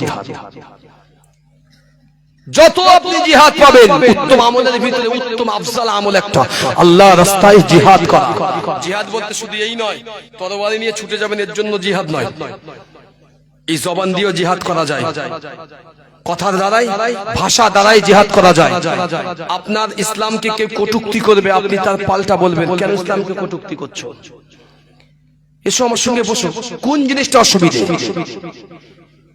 কিছু বেঈমান আছে কোরআনে আছে আল্লাহ রাসূল বলেছেন আল্লাহ পাক নিজেই বলেছেন যেখানে কাফেরদের দেখতে পাবে সেখানেই হত্যা করবে এরা বলে এই দেখো কোরআনে লেখা আছে যেখানে কাফের দেখবে সেখানে হত্যা হবে ওদের আয়াত বাপ আগেরা কে পড়েছেন এই মুসলমান মার খায় এইজন্য পড়েননি পড়ে দেখবেন রাসূল বলেছেন আমার মদিনার জমিনের পুরো সীমান্তের ভিতরে যদি কোনো কাফের খ্রিস্টান থাকে এখনো ঈমান না আনে মুসলমানদের বিরুদ্ধে আচরণ করে যেখানেই দেখবো যে জনপদেই মদিনা দেখবো তাদেরকে হত্যা করবে কথা বলতে পারলেন না তুমি আমার রাষ্ট্রে থাকবে আমার খাবে তুমি আমার পড়বে আমার সঙ্গে ভ্রাতৃত্ববোধ রাখবে আমার পিঠে ছুরি দেখাবেন আপনি ছেড়ে দেবেন ছাড়বেন এটা তো রাসূলের কথা আল্লাহর কথা তোমার ভূখণ্ডে আমি রাখবো তোমাকে আবার তুমি আমার চোখ গরম করে হয় না রাসূল সেটাই বললেন এখন পর্যন্ত এই রাষ্ট্র আমার আল্লাহ আমাদেরকে বিজয় দান করেছেন ইন্না ফাতাহনা লাকা ফাতাহাম মুবিনা বদরের যুদ্ধের সময় আল্লাহ রাব্বুল আলামিন এই সূরাটাকে নাযিল করেছিলেন জোরে বলেন সুবহানাল্লাহ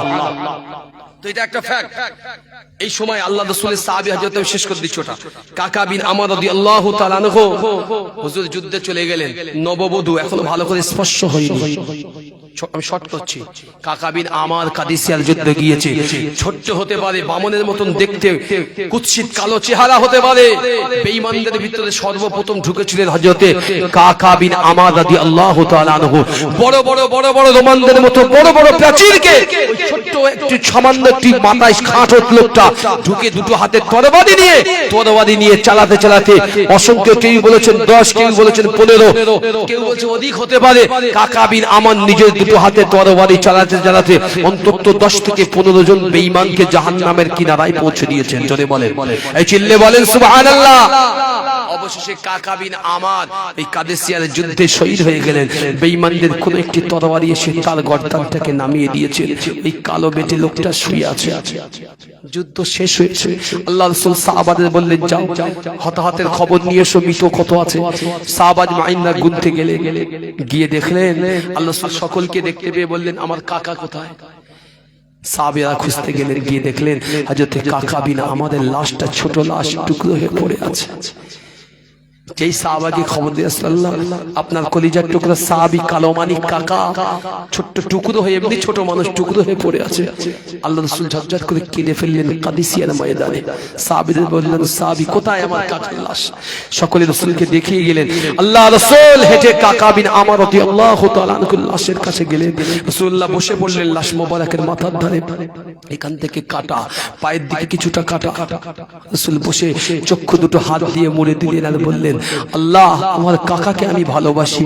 আল্লাহ আমার কাকা নববধূকে ছেড়ে দিয়ে তোমার দ্বীনের জন্য আমি নবী আমার মুহাব্বতে আল্লাহ এই কাদিসিয়ার ময়দানে এলো। আল্লাহ কাকা শহীদ হয়ে চলে গেল।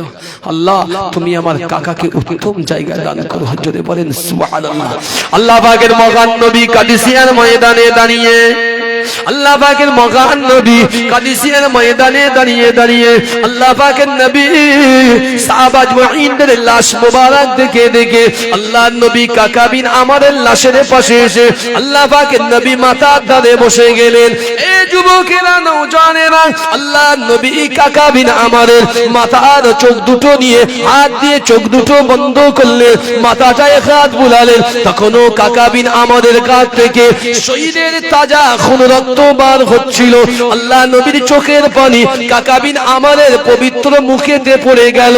আল্লাহ নবী ঝরঝর করে কাঁদতে কাঁদতে আল্লাহ পাকের নবী সাহাবাদেরকে বলতে লেগেছেন, ও আমার সাহাবীরা, ও আমার সাহাবীরা, আমার কাকা বিন আমার আজকে দুপুরবেলা, আজকের দুপুরও হয়নি, আজকের সকালের কিছু পরে আমার এই সাহাবীকে আমি রাসূলুল্লাহ নিজে হাতে বিবাহ দিয়েছি, নিজে হাতে খুরমা ছিটিয়েছি। ও সাহাবীরা, আমার কাকার গায়েতে এখনো বিবাহের গন্ধ, শাদী মোবারকের গন্ধ যায়নি।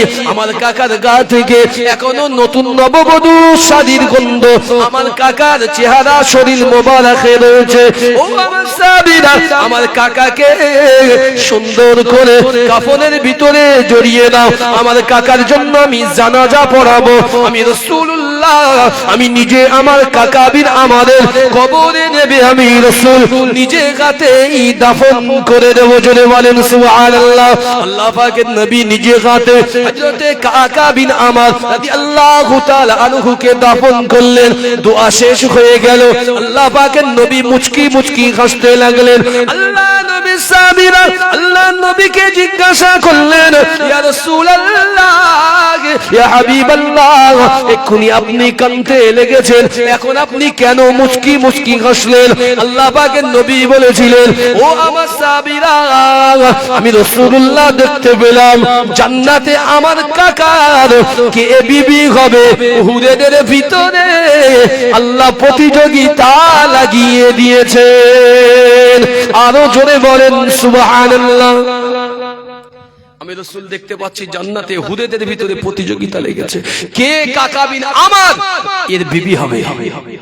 দুনিয়ায় তার জন্য মেয়ে খুঁজে পাওয়া যায় না। আমরা বড্ড বিলাসিতায় ডুবেছি, এজন্য ইবলিস শয়তানও আমাদের ছাড় দেয় না। তাই নাকি? ছাড় দেয়। ছোট্ট একটা কথা বলি শুনেন, মুখতাসারের দিকে যাব। ইমামে আযম আবু হানিফার নাম শুনেছেন? সকলে বলেন না, নাম শুনেছেন? নাম শুনেছেন।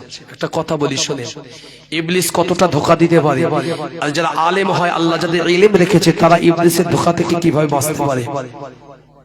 কোন একটা জনপদে একটা গ্রামে একজন ছেলে ছিল, খুব একটা দেখতে শুনতে ভালো না। আমার কথা শুনে অনেক মা বোনরা ওয়াজ শুনছেন, রেগে যাবেন না, বুঝবে। একটা ছেলে খুব একটা দেখতে শুনতে ভালো না, কিন্তু বিয়ে করেছে আল্লাহ নসিবে সুন্দরী চাঁদের মতো একটা বিবি দিয়েছে। এখন আপনারা যারা বসে আছেন, খুব একটা দেখতে শুনতে ভালো না, খুব সুন্দরী যাদের ঘরে বিবি আছে, আচ্ছা কার অনুরোধ বেশি, এই কার হুকুম চলবে বেশি বলেন? ছেলের না মেয়ে? লজ্জা করতে হবে না, বলে এখানে অসুবিধা নেই, আমি বলবো না আপনাদের বিবিদের সঙ্গে। কার বোর কথা চলবে বেশি না স্বামীর কথা? বোর কথা চলবে। ও সুন্দরী, এ স্বামী এ দেখতেছে আমার বউ ভাগ্য করে পেয়ে গেছে, নসিবালা, এত সুন্দর বিবি যখন আমি পেয়েছি, আমি কথা শুনতেই হবে। এখন বিয়ে হয়েছে নতুন নবদম্পতি, বিয়ে হওয়ার কদিন পর থেকেই বিবি এই স্বামীর বলতে তোমার সংসার আমি করবো না। কেন? তাহলে আমার পছন্দই নয়। তুমি, আমার বাপ মা তো জোর করে দিয়েছে, তোমার কোনো দাবি ছিল না, নিদাবি বলে আমার বাপ মা এখানে দিয়ে দিয়েছে, আমি পছন্দ করি না।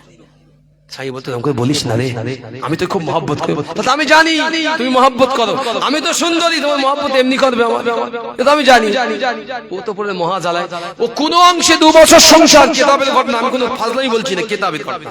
2 বছর সংসার হলো, বাচ্চা কাচ্চা একটাও হয়নি, তবু স্বামী কিচ্ছু বলে না। যাক সুন্দরী বিবি তো আছে। 2 বছর পরে গল্প গুজব হচ্ছে, 1 তারিখে আসরের পরে স্বামী স্ত্রী বসে আছে, তা স্বামী অনেক কথা বলছে, বিবিকে বোঝাচ্ছে, শোন তুমি আমার অহত শুধু রাগ করো, কেন রাগ করো? তুমি জানো না আমি কত মহব্বত করি, কত ভালোবাসি। আল্লাহ কি বলেছে কোরআনে? হুন্না লিবাসুল লাকুম ওয়া আনতুম লিবাসুল লাহুন্না, আমরা একে অপরের পোশাক স্বরূপ, জামা স্বরূপ, গহনা স্বরূপ। ও বোঝাচ্ছর মতো বউ চুপ করে বসে রয়েছে, সুন্দরী কিচ্ছু বলে না। মাগরিবের ওয়াক্তে যেই হয়েছে, কথা বলেন না বলে আসর থেকে মাগরিব পর্যন্ত স্বামী বলে শোন বিবি, এখন থেকে যদি ফজর পর্যন্ত তুই কথা না বলিস আমার সঙ্গে, তবে তুই তালাক। এই কথা বলেছে, বিবি তখন 1 হাত লাভ মেরে দাঁড়িয়ে উঠেছে। আলহামদুলিল্লাহ, এই জিনিসটাতে এতদিন খুঁজছিলাম, 2 বছর তুমি দিলে না, আজকে যখন না চাইতে পেয়ে গেলাম, এই সুযোগ আমি হাতছাড়া করব না। যেই বলে বিবি ঘরের ভিতরে গিয়ে সিগল টেনে দিয়েছে। এই বেচারি তো কপাল চাপড়াচ্ছে, আল্লাহ এই সর্বনাশ করলো। ইবলিস আমার এতদিন 2 বছর কিচ্ছু করতে পারলো না, আজকে ঠিক ইবলিস আমার বোকা বানিয়ে দিল। ইস, এত সুন্দর বিবি 5-10 গ্রামে খুঁজে পাওয়া যায় না। একে আমি খুব একটা সুন্দর নই, তাতে নসিবে একটা পেয়েছিলাম, 5-10 গ্রামের ভিতরে টপ সুন্দরী আমার বিবি, লোকের সঙ্গে গল্প করি, আজকে সে তালাক দিলাম হাতে করে, কি সর্বনাশ। ও তো কান্না ধরে না, হাউ হাউ করে কাঁদতেছে। বিবির বলতে দরজা কর, বিবি ওখান থেকে বলতে বিবি কোনো সাড়া দেয় না, কারণ বিবি জানে বলেছে যদি কথা বলো ফজরের পর্যন্ত না বলিস তাহলে তালাক, কথা বলি তাহলে তালাক হবে না। ও একদম দরজার ভিতর থেকে শেকল লেটে দিয়েছে, কোনো কথা বলে না। এ কান্না কাটি করছে এখানে দরজার সামনে, ওরে ভুল হয়ে গেছে, আমার মাফ করে দে, একটু কথা বল, কিচ্ছু বলে না, পুরো সাইলেন্ট মোড। ও দেখতে সুযোগ পেয়েছি, 2 বছর ঘাড়াচ্ছি, আমার তালাক দাও, তোমার সংসার করবো না। শোনেন, আজকে যখন বলে হয়ে সুযোগ হাতছাড়া করো, এই কেঁদে কেটে উঠে চিন্তা করতে হয়, আমি কাঁদছি, কাঁদলে বিবি তো শুনবে না। এখন ফতোয়ার দ্বারস্থ হতে হবে। এলাকায় আশেপাশে যত ইমাম, যত ফাকিহ, যত মুত্তাকি, যত মুফতি, যত আলেম, সবার কাছে ছুটেছে হুজুর এই ব্যাপার। প্রত্যেক এলাকার সবাই ফতোয়া দিয়েছে, শোনো তোমার বিবি যদি ফজর পর্যন্ত কথা বলে তবে তোমার জন্য তোমার বিবি জায়েজ, যদি না হয় তা তোমার বিবি তালাক। এই চিন্তায় আরো খুব সর্বনাশ। টাইম তো শর্ট হয়ে আসতেছে না, বাড়তেছে কোনটি, টাইম শর্ট হয়ে যাচ্ছে। রাত প্রায় 11টা বেজে গেছে। খুব মনে তখন দুঃখ, সবাই নাখুশ নারাজ, সবাই বলে দেয় বিবি তালাক। মনটা বড্ড খসখস করছে, কার কাছে যাবো, কেউ তো বাকি নেই। হঠাৎ মনে পড়েছে দুনিয়ার মানুষ বলে নাকি যে একজন মানুষ আছে তিনি জগতের বড় ইমাম, একটু তার কাছে যাই। উনি চলে গেছে তার বাড়িতে, গিয়ে দেখছে সামান্য দরওয়াজার একটা অংশ খোলা আছে, ওখান থেকে ভিতরে প্রবেশ করে দেখতে পেল একজন মানুষ দাঁড়িয়ে দাঁড়িয়ে রাতের অন্ধকারে আল্লাহ পাকের তাহাজ্জুদের নামাজ আদায় করছে, আর শিশু বাচ্চার মতো ডুকরে ডুকরে ডুকরে কাঁদছে, আর চোখের পানি তার পাটি ভিজে যাচ্ছে। জোরে বলেন সুবহানাল্লাহ। উনি আস্তে আস্তে ওনার ওই কথা ভুলে গেছে, ছেলে এর কান্না, ওনার কান্না, নামাজের অবস্থা, করুণ দৃশ্য দেখে এ পাশে গিয়ে বসে পড়েছে, ও কাঁদছে হাওয়া করে, যে মানুষ কোরআন তেলাওয়াত করতে করতে, নামাজ পড়তে পড়তে এত কাঁদে।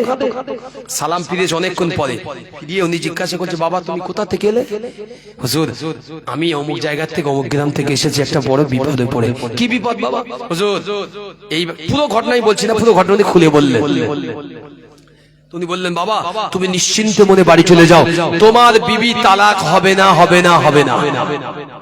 এখন আপনাদের জন্য এই প্রশ্ন করি, আচ্ছা আপনারা জ্ঞানী গুণী, কম বেশি অনেক আলেম ওলামা আছে আশেপাশে, কম বেশি আপনারা হাদিস কোরআন না ঘেটলে ইউটিউব ঘেটে এখন বক্তা ছোটখাটো, আচ্ছা বলেন দিনই কোন প্রেক্ষাপট দিয়ে ফতোয়াটা বাঁচানো যে বিবি তালাক হবে না? ও তো কথা বলবে না, কি করে হয়? এই জন্যই তাকে জগতের শ্রেষ্ঠ ইমাম বলা হতো, এই জন্য জগতের বড় ইমাম বলা হতো। ইমামদেরও যিনি ইমাম ছিলেন নউমান বিন সাবিত, ইমামে আযম আবু হানিফা রাহমাতুল্লাহ আলাইহি, তাকে জগতের বড় ইমাম আল্লাহ কর্তৃত্ব বানিয়েছিলেন। জোরে বলেন, এই সকলে মিলে বলেন সুবহানাল্লাহ। হুজুর বললেন বাড়ি যাও যুবক, কেঁদো না, তোমার বিবি তালাক হবে না। একটু খুশিতে খুশিতে বাড়ি গিয়েছে। আল্লাহ পাকের ওলি রাতের বেলা গিয়ে আজান দিলেন কুফার জামা মসজিদে। শুনে না ইতিহাস, কুফার জামা মসজিদে আজান দিলেন।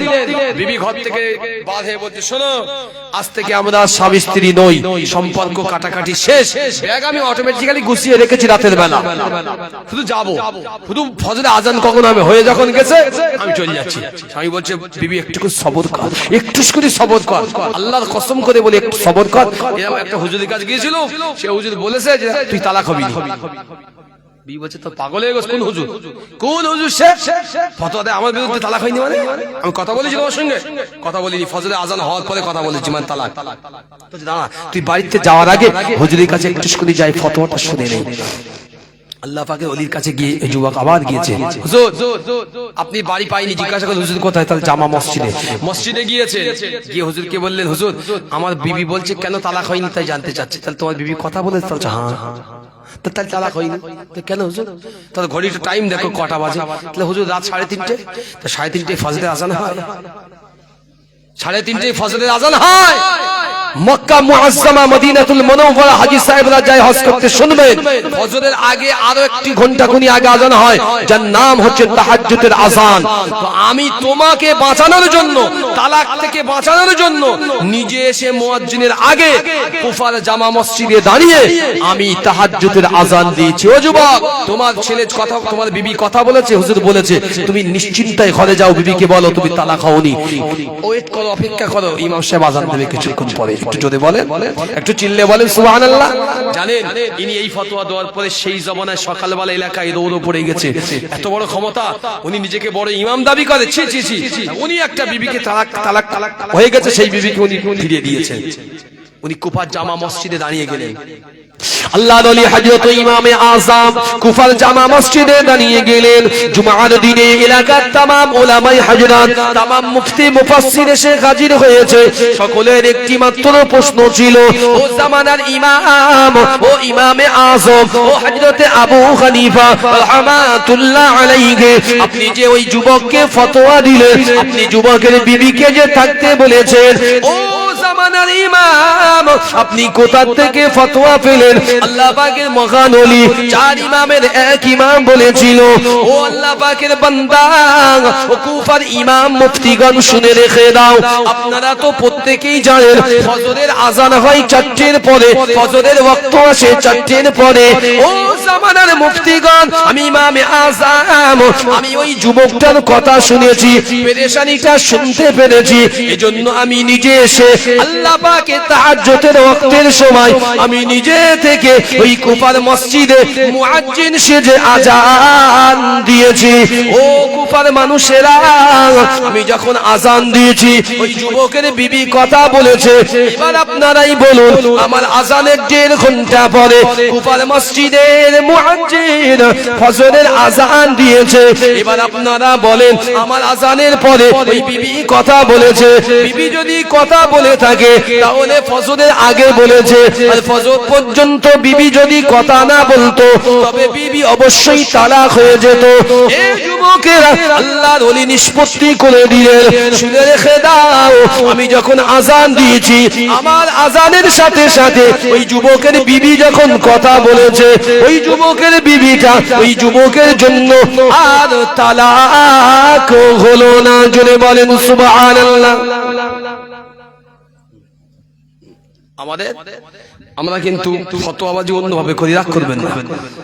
আমাদের অধিকাংশ ঘর এমন অনেক বাড়ি আছে, না বুঝে তালাক করে রেখে দিচ্ছি, না বুঝে তালাক দিয়েছি কথার মাধ্যমে বিবিকে। কত রকম বলেছি, আল্লাহ আমাদেরকে হেফাজত করে। সকলেই বলি আল্লাহুম্মা আমিন। আমি লম্বা চওড়া করব না, আপনার শান্ত হবে, শেষের দিকে যাই, শেষ করে দেই। এই কথা বলেন না কেন, একটু কথা বলেন, শেষ করে দেন, শেষ করে দেই। আচ্ছা, আপনারা যারা বসে আছেন, আমি গত বছরে বলেছি, এবছরে বলছি, এই মাহফিলটা আপনারা কি এর বিরুদ্ধে যেতে চান? কথা বলে না, এর বিরুদ্ধে যান পক্ষে? যে জায়গাটায় জানাজা হয় এখান থেকে পড়ানি হবে আর ওখানে গিয়ে শুইয়ে দেওয়া হবে। আপনার সুন্দর একটা জায়গা তৈরি করেছেন, এখানে আসতে হবে মরার পরে আর ওখানে যেতে হবে মরার পরে শুতে। এই দুটো সিম্পল জায়গা আপনারা তৈরি করেছেন, খুব সুন্দর জায়গা। আপনাদের মসজিদ কর্তৃত্ব আয়োজিত প্রতি বছর এই মাহফিলটা কায়েম থাক, এটা আপনারা চান না? চান না? এই যদি বলেন পিছনের দিকে চাই না, সবাই চান? একটু চাই, আল্লাহর দিকে হাত তুলে দেখান দেন। নারায়ে তাকবীর, নারায়ে তাকবীর, নারায়ে তাকবীর।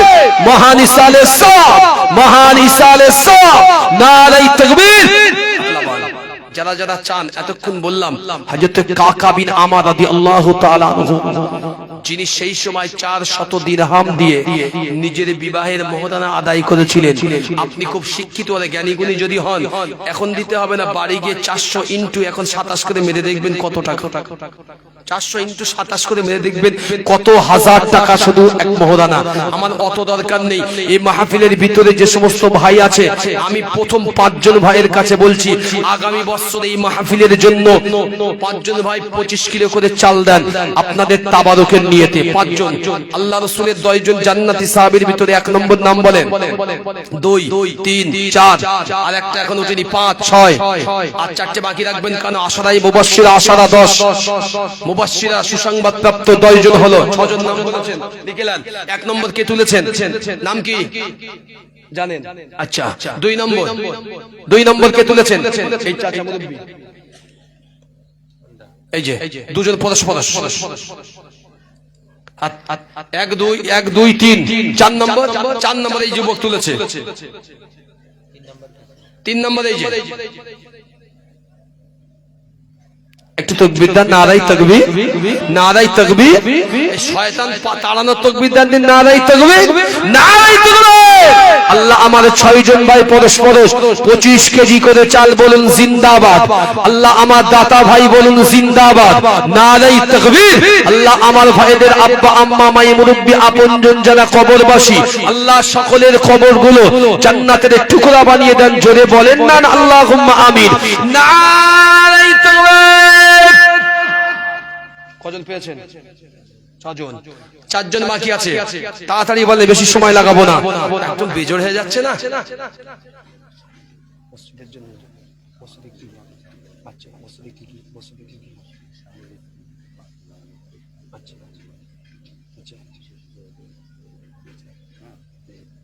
আচ্ছা, যে কথা বলছিলাম, আসুন একটু শুনি। আমার দুটো জিনিস, আচ্ছা একটা ছোট করে কথা বলি শেষের দিকে যখন এসেছি। আচ্ছা, এটাকে ভালোবাসেন, ওটাকে ভালোবাসেন? যদি বলেন, মন খুলে বলেন, ওটাকে ভালোবাসেন? আপনার জন্য প্রথম যে হাঁকটি দেওয়া হবে সেটা হচ্ছে মসজিদ থেকে। আমার জন্য, আমার আগেই গতবারও বলেছিলাম, আমার সাদের জামা, আমার সাদের ঘড়ি আংটি, আমার সাদের টুপি দামি, আমার সাদের লুঙ্গি পাজামা যাই থাকবে সব কিছু খুলে নেওয়া হবে। খুলে নেওয়ার আগে সর্বপ্রথম যেখান থেকে হাঁক আসবে প্রথমে, তার নাম হলো বলে মসজিদ। মসজিদ থেকে প্রথমে এলানটা আমার দেওয়া হবে মুয়াজ্জিন কর্তৃক বা ইমাম, অমুক চাচা বা অমুকের পুত্র অমুক ইন্তেকাল করেছে, জানাজার নামাজ অমুক সময় অনুষ্ঠিত হবে। ঠিক না ভুল বললাম? তাহলে মসজিদটা আগে দরকার, তারপরে এটা, তারপরে ওটা। ঠিক না ভুল বলছি? আমি শুনলাম আপনাদের সম্মানিত ইমাম সাহেব হুজুর বললেন, হুজুর আমাদের সামনে কিছু পাথর লাগবে। পাথর, শুধু পাথর নয়, এই একলাও জি পাথর লাগবে। যেমন বিরিয়ানি রাঁধতে গেলে গোশতের দরকার, মশলার দরকার, তেল দরকার, হাঁড়ির দরকার। ঠিক না ভুল বললাম? কি আছেন আপনাদের? কি বড় পাথর? আচ্ছা, ওই উপরে উপরে টাইলস না পাথর? টাইলস। আচ্ছা, 200 টাকা হোক আর 250 টাকা দাম হোক, দেখার দরকার নেই। আমার কোন একজন ভাই প্রথম বলেন দিন যে হুজুর আমি ওখানে 2000 থেকে 3000 টাকা টাইলস দেবো, আল্লাহর ঘরে সারা জীবন থাকবে, আমি চলে যাব, আমি থাকবো না দুনিয়ার জমিনে। আমাদের যুবকগুলোর নাম কি? হাবিল মিস্ত্রি ভাই এই সকলে মিলে তাকবীর দেন, নারায়ে তাকবীর, নারায়ে তাকবীর। আল্লাহ আমার হাবিল ভাই তিনি বললেন আমি 3000 টাকার পাথর দেব। আল্লাহ আমার ভাইয়ের দানকে কবুল করেন, বলেন না মারহাবা। এই সকলে মিলে বলো মারহাবা, নারায়ে তাকবীর। পিছনে যারা আছেন তাকবীর, নারায়ে তাকবীর। আল্লাহ আমার ভাই মিস্ত্রি মানুষ কিংবা টাইটেল জানি না, আল্লাহ যে উদ্দেশ্য দিয়েছে মাবুদ তার মনের নেক মাকসুদকে তুমি পুরা করে দাও, জোরে বলেন না আল্লাহুম্মা আমিন। এই 2 নম্বর পরস্পর দুজন বলল, উনি বললেন 2, ইনি বললেন 3, ইনি বললেন 3, উনি বললেন 2 মসজিদের জন্য। মনে রাখুন, আবার বলি আপনাদেরকে, শুনেন, আল্লাহ রাসূল তিরমিজির হাদিস শরীফের ভিতরে বলেছেন আল মসজিদু জুজউম মিনাল কাবা। পৃথিবীর সমস্ত বৈধ যত মসজিদ আছে সব মসজিদগুলি হচ্ছে আমি আল্লাহ আমার খানায় কাবার প্রত্যেকটি এক একটি শাখা। একবার জোরে বলেন, সকলে মিলে বলেন সুবহানাল্লাহ, নারায়ে তাকবীর, নারায়ে তাকবীর। আল্লাহ আমার আরো 2 জন ভাই, একজন বললেন 3000, একজন বললেন 2000। আল্লাহ আমার ভাইদের দানকে কবুল করুন, বলুন মারহাবা। সকলে চিল্লে বলেন মারহাবা। আল্লাহ যাদের মা বাপ মাই মুরব্বি কবরে শুয়ে আছে, ওগো আল্লাহ তোমার ঘরকে তারা সুন্দর করেছে, আল্লাহ তুমি তাদের ঘরটা আরো সুন্দর বানিয়ে দাও, জোরে বলেন না মারহাবা, নারায়ে তাকবীর। 3-4 নম্বরে কে আছেন তাড়াতাড়ি বলেন। যুবকরা অনেক দাঁড়িয়ে আছে, জানি মসজিদ হয়তো কমিটিও আছে, তোমরা বলো, সকলেই বলো। জান্নাত শুধু আমরা কেউ যাব না, এর ভিতরে বসে আছে শুধু যাবে না, বাইরের মানুষও তো চাই জান্নাতে যাবে, বাইরের মানুষ তারাও চাই জান্নাতে যাবে। এর ভিতরে আমার কোনো ভাই নেই হুজুর আমি মসজিদের জন্য আল্লাহর ঘরের জন্য 2000 টাকা দেব। আরে নবী সাহাবে আর রাসূল বলতেন সব কিছু নিয়ে রাসূলের কদমে দিয়েছেন, ইয়া রাসূলুল্লাহ এই নেন কি লাগবে। রাসূল এও জিজ্ঞাসা করেছেন, ও সাহাবী তুমি বাড়িতে কিছু রেখে দিয়েছো? সাহাবী বলেছে, ইয়া রাসূলুল্লাহ, ইয়া হাবিবাল্লাহ, আমার বাড়িতে আল্লাহ আল্লাহ রাসূলের মহব্বত রেখে দিয়ে এসেছি। জোরে বলেন সুবহানাল্লাহ, চিল্লে বলেন সুবহানাল্লাহ। আমি লিখব চিঠি দেব তোমার, পাখি পৌঁছে দিও রোজায়। সকলে মিলে বলেন সুবহানাল্লাহ, চিল্লে বলেন সুবহানাল্লাহ। আমি লিখব চিঠি দেব তোমায়, পাখি পৌঁছে দিও রোজায়। আমি বসে থাকবো বসে আশায়, চিঠির উত্তর আসবে আমার গায়। আমি লিখব চিঠি দেব তোমার, পাখি পৌঁছে দিও রোজায়। জোরে বলেন সুবহানাল্লাহ। কে আছেন তাড়াতাড়ি বলেন, খুব বেশি সময় নেব না। কোন একজন ভাই আরে 2000 না 3000 না পান 2000 দেন, সারা বছরের ভিতর দেবেন। আপনার দান কেউ খেয়ে পালিয়ে যাবে না, আপনার দান আল্লাহর ঘরে লাগবে। আর যে জায়গায় আপনার দানটা লাগবে কিয়ামতের দিনে যেদিন আপনার ছেলেও কথা বলবে না, ইয়াউমা ইয়াফিরুল মারউ মিন আখি ওয়া উম্মিহি ওয়া আবিহি ওয়া সাহিবাতিহি ওয়া বানি লিকুল্লি ইমরিইন মিনহুম ইয়াউমাইযিন শাআনুন ইউগনি উজুহু ইয়াউমাইযিন মুসফিরা দাহিকাতুম মুস্তাবশিরা। যেদিন আপনার ভাই আপনাকে দেখে পালাবে, সন্তান বলবে বাপ ছিল না, বিবি বলবে স্বামী ছিল না, মেয়ে বলবে মা বলে কেউ ছিল না, মা বলবে আমার মেয়েও কেউ ছিল না। যার ডান হাতে আমল নামা সে বড় খুশি, ভাগ্যবান, যার বাম হাতে সে বড় দুঃখী হবে। সেই দিনে আপনার জন্য এই মসজিদটাই কাজে দেবে। বলো কে আছো? আরে 2000 টাকা সামনে রমজানে একটা কাপড় কিনতে চলে যাবে। আলহামদুলিল্লাহ, জোরে বলেন মারহাবা। রাহাজউদ্দিন বৈদ্য আমার চাচা, তিনি 2000 টাকা দেবে বললেন, 500 নগদ দিলেন, 1500 টাকা ওয়াদা করলেন। এই জোরে জোরে বলেন না মারহাবা। এই ছেলেরা চিল্লে বলেন না মারহাবা, নারায়ে তাকবীর, নারায়ে তাকবীর।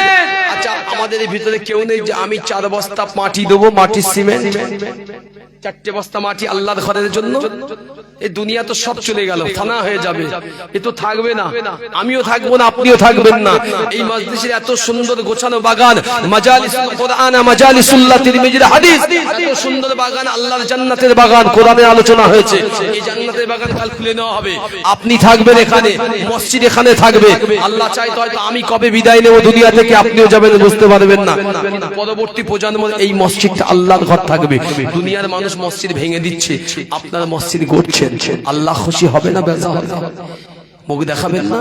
কে আছেন অন্তত একজন ভাই বলেন, হুজুর আমি অন্তত এই মসজিদে আল্লাহর ঘরে 2000 টাকা কিংবা 5 বস্তা মাটি দেব আগামী বছরের জন্য, ভাই মসজিদ সারাইয়ের জন্য নতুন করে তৈরি হচ্ছে উপরের লেভেলটা, এই সুন্দর করার জন্য আমি 2 বস্তা মাটি দেব। কেউ নেই যুবকরা? এত মানুষ, এই 2 বস্তা মাটি দেব। জবেদ আলী মোল্লা, এই যদি তাকবীর দেন তো নারায়ে তাকবীর, নারায়ে তাকবীর, নারায়ে তাকবীর। আল্লাহ পাক আমার ভাইজান জবেদ আলী মোল্লা রব্বুল আলামিন আল্লাহ তোমার ঘরকে সুন্দর করার জন্য, তোমার ঘরকে মজবুতি করার জন্য ও রব্বুল আলামিন আল্লাহ তিনি 2 বস্তা মাটি দেওয়ার ওয়াদা করেছেন। আল্লাহ পাক আপনার ওয়াদা হলো সত্য, ওয়াদাল্লাহিল হক। আল্লাহ পাক আমার ভাই যে ওয়াদা করেছে আল্লাহ তার দানটাকে আপনার দরবারে কবুল করে নাও। আল্লাহ তার মাই মুরব্বি খানদান যারা কবরে, সকলের কবরগুলো জান্নাতের টুকরা বানিয়ে দেন। জোরে বলেন না আল্লাহুম্মা আমিন, নারায়ে তাকবীর। আচ্ছা আমার একজন ভাই, একজন বা দুজন যুবক বেশি যেও না, একটু মোটামুটি বেয়ালাপানা যাও, আমার মায়েদের কাছে যাও, মায়েদের কাছে যাও, তাদের কাছে অনেক আল্লাহ অনেক খাজানা দিয়েছেন, অনেক যে খাজানা মায়েদের কাছে দিয়েছেন আমার মায়েরা দেন, 2 হাত ভরে দেন।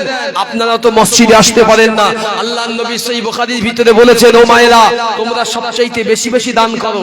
সাহাবা বললেন কেন ইয়া রাসূলুল্লাহ? আল্লাহ রাসূল বললেন আমি সবচাইতে রাসূল নিজে চোখে দেখেছি সবচাইতে বেশি মেয়েদের সংখ্যা জাহান্নামের ভিতরে, সবচাইতে বেশি জাহান্নামের ভিতরে মেয়েদের সংখ্যা। মায়েরা বেশি বেশি দান করেন, থাকলে হয়তো এমন হতে পারে কাল খরচ হয়ে যাবে, কিন্তু আপনি দানের জন্য বলে দেন, আপনার দান পূরণ করার জন্য আল্লাহ আপনার উপরে ফেরেশতা নিযুক্ত করে দেবে। যদি বলেন না সুবহানাল্লাহ, চিল্লে বলেন না সুবহানাল্লাহ। এর ভিতর থেকে কেউ নেই যে 2 বস্তা 1 বস্তা? আমাদের চাচা আমার সেলিম ভাই, আল্লাহ আমার ভাইকে কবুল করেন, আল্লাহ আমার ভাইয়ের দানকে কবুল করেন। জোরে বলেন আল্লাহুম্মা আমিন। এই দান দেন অন্তত নারায়ে তাকবীরটা একটু দেন, নারায়ে তাকবীর। আমার গলাটা শেষ হোক নাকি হুজুর মরুক, আমরা বাঁচি থাকি নাকি? হুজুর যে কালকে আবার জাতি হবে এটা বোঝেন না, কাল 2টো পর্যন্ত জেগেছে আবার তা আমরা কি বাঁচবো না? জি যতই কথা বলি এটা তো আমাদের একটা মেশিন না, এটা আল্লাহর কর্তৃত্ব দান। একটু জোরে বলেন না মারহাবা।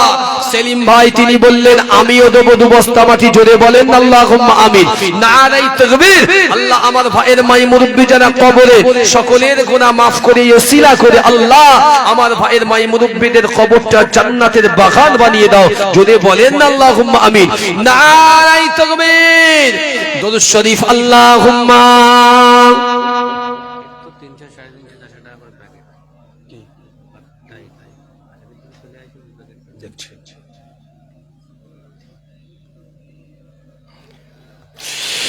ভালোবাসার জায়গা মদিনা, ভালো লাগার জায়গা মদিনা, ভালোবাসার জায়গা মদিনা, ভালো লাগার জায়গা মদিনা। এত সুন্দর জায়গা কোথাও দেখি না, এত সুন্দর জায়গা কোথাও দেখি না, ঘুমিয়ে আছেন নূরে মদিনা। ভালো লাগার জায়গা মদিনা, ভালোবাসার জায়গা মদিনা, ভালো লাগার জায়গা মদিনা। যদি বলেন সুবহানাল্লাহ, একটু চিল্লে বলেন সুবহানাল্লাহ, নারায়ে তাকবীর। এর ভিতরে আমি বলছি, শেষ করছি গজলটা, আরো অনেক কিছু বলার আছে বলবো। আচ্ছা ভাই আমি বেশি চাপ দেব না, একটা টাইলসের আপনার প্যাকেটের দাম হচ্ছে 450 টাকা করে, তো অন্তত 2 প্যাকেট করে টাইলস দিতে পারেন না? এই কেউ নেই যে আমার একটা সিগনেচার আল্লাহর ঘরে পড়ুক? আমি গুনাহগার, হয়তো এমন আছি অনেক গুনাহ করেছি, কেউ জানে না আল্লাহ ছাড়া। তো আল্লাহ যখন আমার গুনাহ জানে, তো আল্লাহর ঘরে আমি যেন কেউ না দেখতে পায়, আমি আল্লাহর ঘরে দিলাম, আল্লাহ তুমি আমার দানটাকে কবুল করে। এর ভিতরে কোনো ভাই নেই বলেন না, দুজন করে একজন করে বলেন যে হুজুর আমি মাত্র দুটো প্যাকেট টাইলস দেবো, মানে আপনার 900 টাকা হতে পারে, 800 টাকা হতে পারে, দুটো প্যাকেট দেবো, 2 প্যাকেট টাইলস আমার এই মসজিদে লাগানো থাকবে। আপনাদের ভিতরে কেউ নেই, এত মানুষ আছেন, বলেন না, একজন করে বলেন না। আর 2 প্যাকেট 1 প্যাকেট যে যা পারেন, যার যা ক্ষমতা আছে সেই ক্ষমতা অনুযায়ী বলেন, বলেন আল্লাহর ঘরে যে হ্যাঁ হুজুর আমি এক প্যাকেট দেবো। লজ্জার কোনো ব্যাপার না। মায়েরা আছে, মায়েদের কাছ থেকে ওয়াদা নেওয়া হচ্ছে, মায়েরা টাকায় 1000 টাকা হোক, 1000 2000 যাই হোক, 1 প্যাকেট 2 প্যাকেট যাই পারেন আপনারা দেন। আপনাদের দান হচ্ছে অমূল্য দান। আপনারা চাইলে মসজিদকে গড়তে পারেন। 5 আমার ভাই বললেন 5 প্যাকেট। আমার শহীদ মোল্লা ভাই তিনি থাকতে পারলেন না, অবশেষে হাত তুলেই দিলেন যে আমি আল্লাহর ঘরেতে 5 প্যাকেট টাইলস দিলাম। জোরে জোরে বলেন না মারহাবা। এই চিল্লে একটা আওয়াজ দেন, দিন নারায়ে তাকবীর, নারায়ে তাকবীর। আল্লাহ আমার শহীদ ভাই বলুন জিন্দাবাদ। 5 প্যাকেট টাইলস বলুন মারহাবা। আল্লাহ আমার ভাইয়ের রুজি রোজগারে বরকত দাও, আল্লাহ আমার ভাইয়ের কামাইতে বরকত দাও, আল্লাহ আমার ভাইয়ের মাই মুরব্বিদের বংশের গৌরব বানিয়ে দাও। সকলে বলেন না আল্লাহ আমিন, নারায়ে তাকবীর। 2 নম্বর কে বলেন টাইলস বলেন, বেশি কিছু বলতে হবে না, টাইলস মিলাদ হবে না, টাইলসটা বলেন যেটা ওইটা দরকার। আর কেউ তাড়াতাড়ি বলেন, আরে পুরি 5 বস্তা, উনি 5টা প্যাকেট বলেছেন, আপনি তো 2 প্যাকেট বলেন, 1 প্যাকেট বলেন, কি সর্বনাশ। আমরা তো পুরুষ, বাংলায় বলে আমরা মদ্দা মানুষ, তাও থেকে আপনারা দেখতে অন্য বানা। 1 বস্তা একটা মাত্র বললাম, 1 প্যাকেট টাইলস 450 টাকা দাম। একটা শিকার সে চাচা বলেছে 2 প্যাকেট। একটু জোরে বলে আব্দুল গফফার চাচা, আমার চাচা যান শেষ থেকে বললেন 2 প্যাকেট। এই জোরে বলেন নারায়ে তাকবীর, এই জোরে বলেন না মারহাবা। আব্দুল গফফার সাহেব বলুন জিন্দাবাদ। 2 প্যাকেট টাইলস বলুন মারহাবা, নারায়ে তাকবীর। আল্লাহ আমার চাচার বাড়িতে যদি কোনো রোগ ব্যাধি থাকে, আল্লাহ তুমি শিফায়ে আজেলা কামেলা দান করো। সকলে বলেন আল্লাহুম্মা আমিন, নারায়ে তাকবীর। বলেন আপনার যুবক আছে, অনেক ছেলে আছে, আরে আপনার জন্য আপনার বাপও জিম্মেদারি নেবে না, আমিও তো হুজুর নেবো না। সে আপনি ফ্যান হন আর ভক্ত হন, যাই করেন নেবো না। মনে রাখুন শয়তান চাচ্ছে যেন না দেয়। কে চাচ্ছে? শয়তান চাচ্ছে যেন কেউ না দেয়। আল্লাহর ফারিস্তারা এই কোণে দাঁড়িয়ে আছে। আল্লাহর ফারিস্তারা ইমাম আছে, ওলামারা আছে, শুনে নেবেন জুমার দিনে ফারিস্তারা প্রথম মসজিদের গেটে থাকে। মহিউদ্দিন মিস্ত্রি তিনি বললেন আমিও এই মসজিদের জন্য 2 প্যাকেট টাইলস দেবো। জোরে বলেন না মারহাবা, চিল্লে বলেন না মারহাবা, নারায়ে তাকবীর, নারায়ে তাকবীর। বলেন কোন যুবক ভাই, কোন চাচা বয়স্ক বলেন যে আমি 2 প্যাকেট দেবো আল্লাহর ঘরে। আপনার দান আপনার থাকবে, মসজিদে থাকবে, আপনি কেউ খুলে নিয়ে যেতে পারবেন না। এই ঝগড়া হলে শ্বশুরের জিনিস অন্তত চলে যাবে বউ, ঝগড়া হলে শ্বশুরের জিনিস থাকলে কি সর্বনাশ, বউলে চলে যাবে। এই হয়েছে, তাই রাগ করবেন না। আমি আপনাকে ওয়ান ডিটেইলস বলে দিতে পারি, পুরো শ্বশুর বাড়ির যা জিনিস ছিল পুরো ঘর খালি করলে বউ বাড়ি চলে যাবে। ও দেখতে পাচ্ছে শ্বশুরের জিনিস নিয়ে যাচ্ছে, বউ কি করবো, আর হবে না। আর আল্লাহর ঘরে জিনিস ও চেষ্টা করলে ইমাম যদি চলেও যায় কোনোদিন, কিন্তু যেই আসুক না কেন আল্লাহর ঘরের জিনিস আল্লাহর ঘরেতেই পড়ে থাকবে। যদি বলেন সুবহানাল্লাহ। বলেন আমার কোন দাতা আছেন আল্লাহর ঘরেতে? পিছন থেকে কে আছেন বলেন যে আল্লাহর ঘরে আমিও 2 অন্তত প্যাকেট টাইলস দেবো। ওগো মুসলমান শুনে রেখে দাও, ওজনেরা যুবকেরা, আল্লাহ পাকের মহান নবীকে 1 তারিখে সিদ্দিকে আকবর আবু বকর সিদ্দিক রাদিয়াল্লাহু তাআলা আনহু জিজ্ঞাসা করলেন, ইয়া রাসূলুল্লাহ, ইয়া হাবিবাল্লাহ, আমি কয়েকদিন লক্ষ্য করেছি আপনার দাড়ি মোবারক কয়েকটা যেন সাদা পাকা ধরেছে। আল্লাহ পাকের নবীকে বললেন, ইয়া রাসূলুল্লাহ, এর কারণ তো আমি বুঝতে পারলাম না, কারণ এখন তো আপনার দাড়ি মোবারক পাকার বয়স আসেনি। আল্লাহ নবী আবু বকরকে বলেছিল, আবু বকর, ও বাবা আবু বকর, আল্লাহ পাকের কোরআনের ভিতরে এমন কিছু সূরা আল্লাহ দিয়েছে, এমন কিছু আয়াত দিয়েছে, ও বাবা আবু বকর, আমি রাসূলুল্লাহ ওই আযাব গজবের আয়াতগুলো যখন পড়ি, আমার দাড়িগুলো ওই আযাব গজবের ভয়ে পেকে গিয়েছে আবু বকর, আমার বয়সে দাড়ি পাকিনি, আমার আল্লাহর আযাব জাহান্নামের ঘটনা আমি রাসূলুল্লাহ আমার দাড়িগুলো পাকিয়ে দিয়েছে। আপনাদের ভয় লাগে না? ভয় লাগে না যে আল্লাহ হয়তো আমার দুটো প্যাকেট টাইলস দেব, আমি এত কঞ্জুস আমার ভিতরে দুটো বা একটা, আল্লাহর কাছে হিসাব দেবেন না? রওশন মিস্ত্রি তিনি বললেন 2 প্যাকেট, এই ভাই বললেন, ইনি চাচা মুরব্বি বললেন 2 প্যাকেট। কি নাম?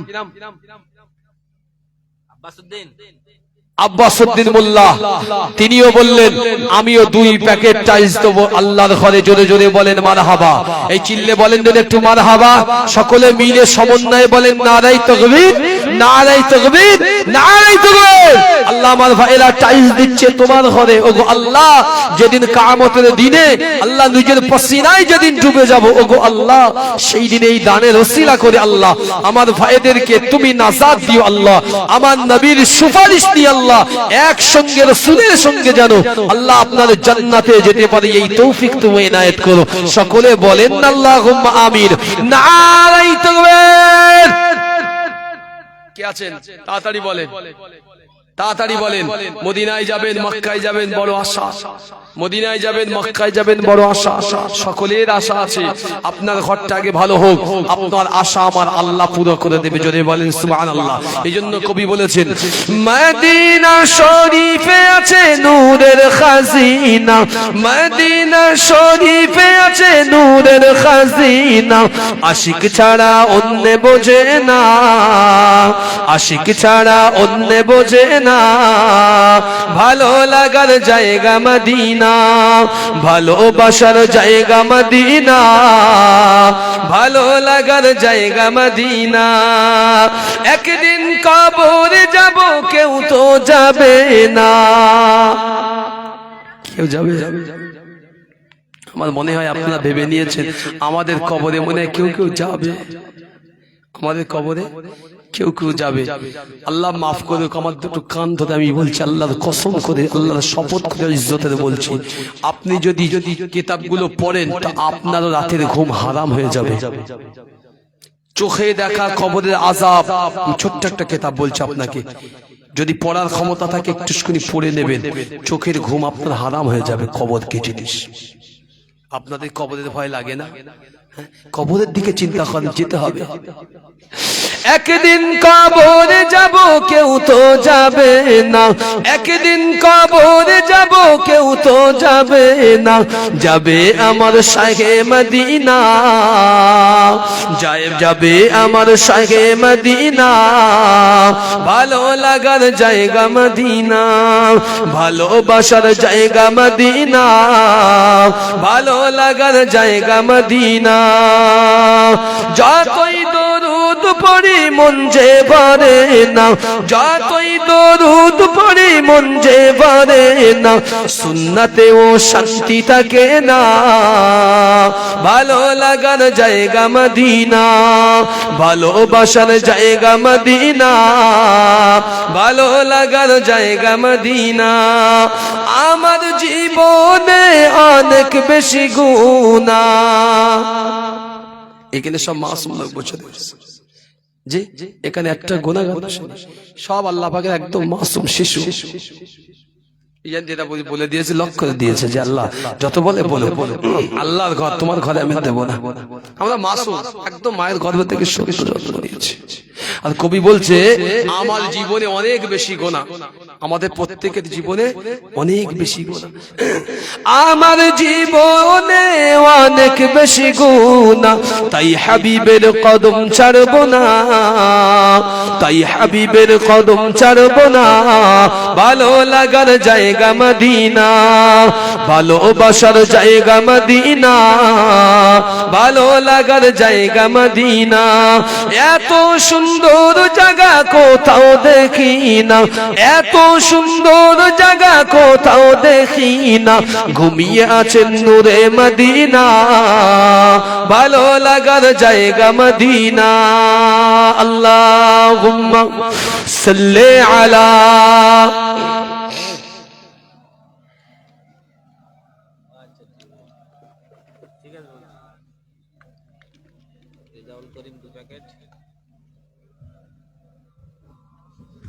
আমাদের জাউল করিম ভাই তিনি বললেন আমিও আল্লাহর ঘরে 2 প্যাকেট টাইলস দিলাম, জোরে বলেন মারহাবা।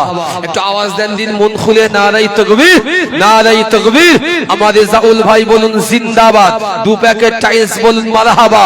আল্লাহ পাক তোমার বান্দা রব্বুল আলামিন রাতের অন্ধকারে সমস্ত দপ্তর বন্ধ হয়ে গিয়েছে, এ রব্বুল আলামিন আল্লাহ তোমার বান্দা বসে বসে বসে বসে তোমার ঘরে ভালো হওয়ার জন্য 2 প্যাকেট টাইলস দান করেছে। ও রব্বুল আলামিন আল্লাহ ওই বান্দা যদি দুনিয়া থেকে বিদায় নেবে আল্লাহ, আমাদের স্থান কবরস্থান, ওই কবর থেকে হাসর পর্যন্ত আল্লাহ যাওয়া আসার রাস্তাটা জান্নাতের টুকরা বানিয়ে দেবেন, জোরে বলেন আল্লাহুম্মা আমিন। আরো চিল্লে বলে আল্লাহুম্মা আমিন। নারায়ে তাকবীর। আমার কারিমুল্লাহ ওরফে রাজা ভাই, তিনি তার আব্বা ইন্তেকাল করেছেন, তার মরহুম মাগফুর আব্বা জানের রূহের মাগফিরাতের জন্য তিনিও 2 প্যাকেট টাইলস দান করেছেন, জোরে জোরে বলেন মারহাবা। এই সকলে মিলে বলো নারায়ে তাকবীর। এদিক থেকে একটু চিল্লে বলেন নারায়ে তাকবীর, নারায়ে তাকবীর। আল্লাহ আমার ভাইয়ের আব্বার কবরটা জান্নাতের বেহেশতের বাগান বানিয়ে দাও, বলো না আল্লাহুম্মা আমিন। নারায়ে তাকবীর। কি আছেন কত লাখ?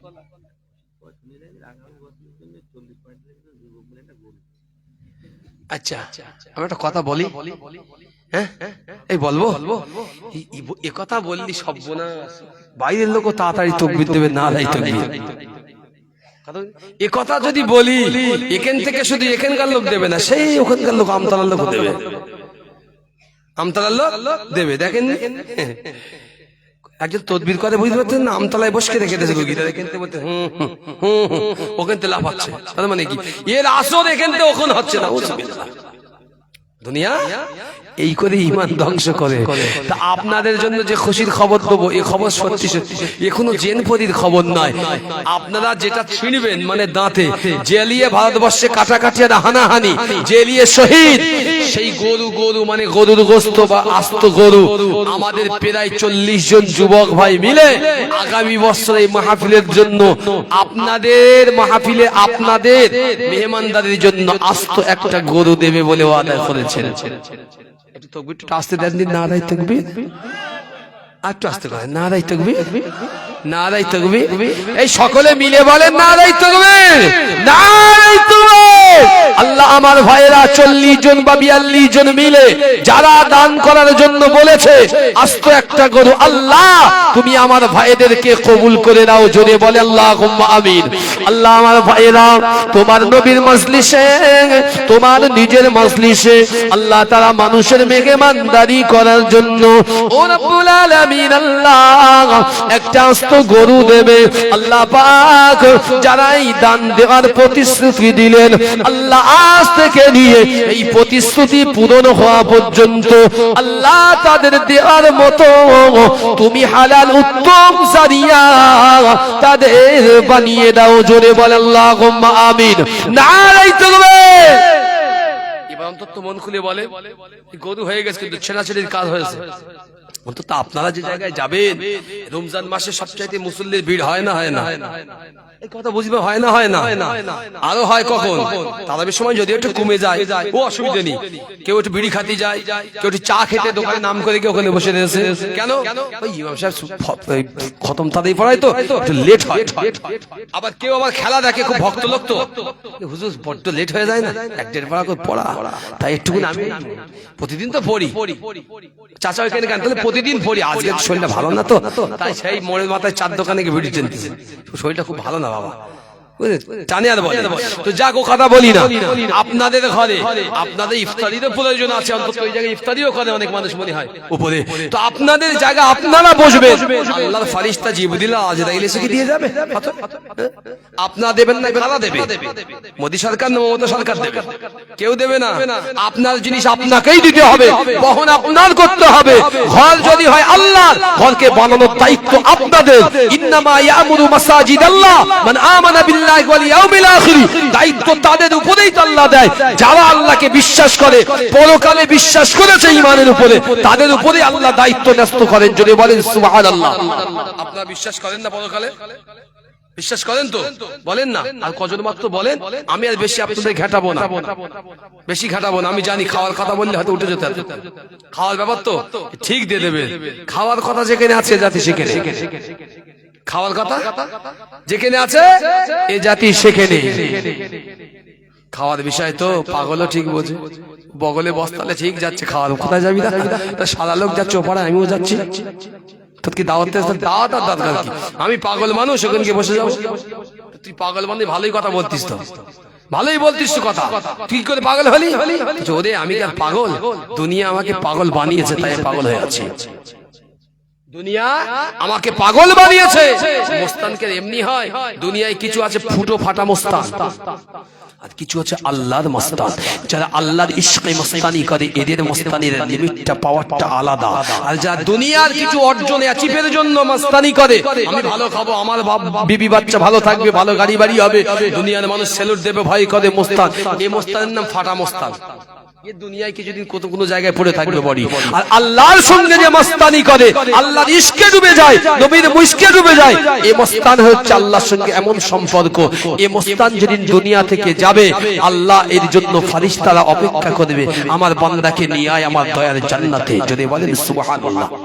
কেউ নেই আপনাদের ভিতরে? আর কেউ নেই যে মসজিদের টাইলস দেওয়ার মতো, মাটি দেওয়ার মতো কেউ নেই যে আল্লাহর ঘর তৈরি হবে? অন্য জায়গায় হলে একজন মানুষ মনে দিয়ে দিত, যা আপনারা বলেছেন। আপনারা যা বলেছেন রাগ করবেন না, অনেক জায়গায় যে কথা দিয়েছি বুঝেছি, একজন মানুষের জন্য যথেষ্ট। একজন ও 20,000 টাকার টাইলস। আমি একটা মসজিদে ইমামতি করি, আমি একটা মসজিদে ইমামতি করি, একটা মাদ্রাসার শিক্ষকতা করি, তা আমার মসজিদে মনে হয় বললে এরকম টাইলস একলা দেবে। 2000 স্কয়ার ফুটের টাইলস একজন দিয়েছে। আমি নামও বলতে দিতে পারি ইউটিউবে। আবার দুতলা হয়ে রয়েছে, লিংটন পর্যন্ত বলেছে যত টাইলস লাগে আমি দেবো, প্লাস এসিও দেবো। আপনারা কেমন না? আপনি অত বলতে হবে না, আপনি যদি এতটুকু গ্রাফিক্স বলে দেন যে কি কি আছে। টাইলস, সিমেন্ট আছে, বালিও আছে, টাকাও আছে। মাশাআল্লাহ। আমার ভাইরা, যুবকেরা মায়েদের কাছ থেকে দেখেছেন, আমার একটা কথা, কোন একটা আলেম বলবো না, আলহামদুলিল্লাহ আমার মায়েরা দিয়েছে। বলছি আপনাকে, কোন একটা জায়গায় জলসা হচ্ছে, আমি ছিলাম সেখানে, একটা আলেম কালেকশন করছে, একটা ফকির দান করেছে, একটা ফকির দান করেছে। সেই ব্যক্তিরা বলছে, খারাপ ইউটিউবে আমি বলতে পারছি না, বা আপনারা খারাপ ভাববেন বলে একটা অন্য ভাষা দিয়ে বলছে, একটা ফকির দান করেছে, তোদের লজ্জা আছে আর তোরা দান করিসনি? ভাষাটা আর বললাম না, বুঝে নেবেন। তো আপনারা দান করলেন না, পুরুষ আমার মায়েরা টাইলস দান করেছে, বালি দান করেছে, সিমেন্ট দান করেছে, নগদ অর্থ দিয়েছে এবং প্রতিশ্রুতি দেওয়া অর্থ তারা দিয়েছে। এই সকলে জোরে জোরে বলেন মারহাবা। এই চিল্লে একটু প্যান্ডেল ফাটানি আওয়াজ দেন না। আল্লাহ আমার মায়েরা যে যেমন উদ্দেশ্য নিয়তে দিয়েছে, আল্লাহ তাদের নেক নিয়ত মাকসুদকে আল্লাহ তুমি পূরণ করে দাও। জোরে বলেন আল্লাহুম্মা আমিন। ওগো আল্লাহ, আমার রাসূল বলেছে তাদের জন্য বেশি জাহান্নাম। আল্লাহ যে মায়েরা আজকের এই মাজলিসে দিয়েছে তোমার ঘরে, আল্লাহ প্রত্যেকের জন্য তুমি তোমার দয়ার জান্নাত কিয়ামতের দিনে উন্মুক্ত করে দিও। জোরে বলেন না আল্লাহুম্মা আমিন। নারায়ে তাকবীর। আল্লাহ আমার মায়েরা দুহাত ভরে দিয়েছে। রব্বুল আলামিন আল্লাহ, অনেক মা বাবারা মাগারা হয়েছে, আল্লাহ অনেক কলিজার টুকরাকে হারিয়েছে। আল্লাহ পাক আমার মায়েদের যে যাকেই হারিয়েছে আপনজনকে, যারা পরকালে গিয়ে হাজির হয়েছে, ও রব্বুল আলামিন আল্লাহ, তাদের প্রত্যেকের কবরগুলো জান্নাতের বেহেশতের বাগান বানিয়ে দেন। জোরে বলে আল্লাহুম্মা আমিন। আরো চিল্লে বলে আল্লাহুম্মা আমিন। নারায়ে তাকবীর। এবারে আপনাদের পালা, শেষের দিকে যাওয়া, বেশি দেবো না। আর কেউ নেই? আচ্ছা আমি তাও মেনে নিলাম। আবার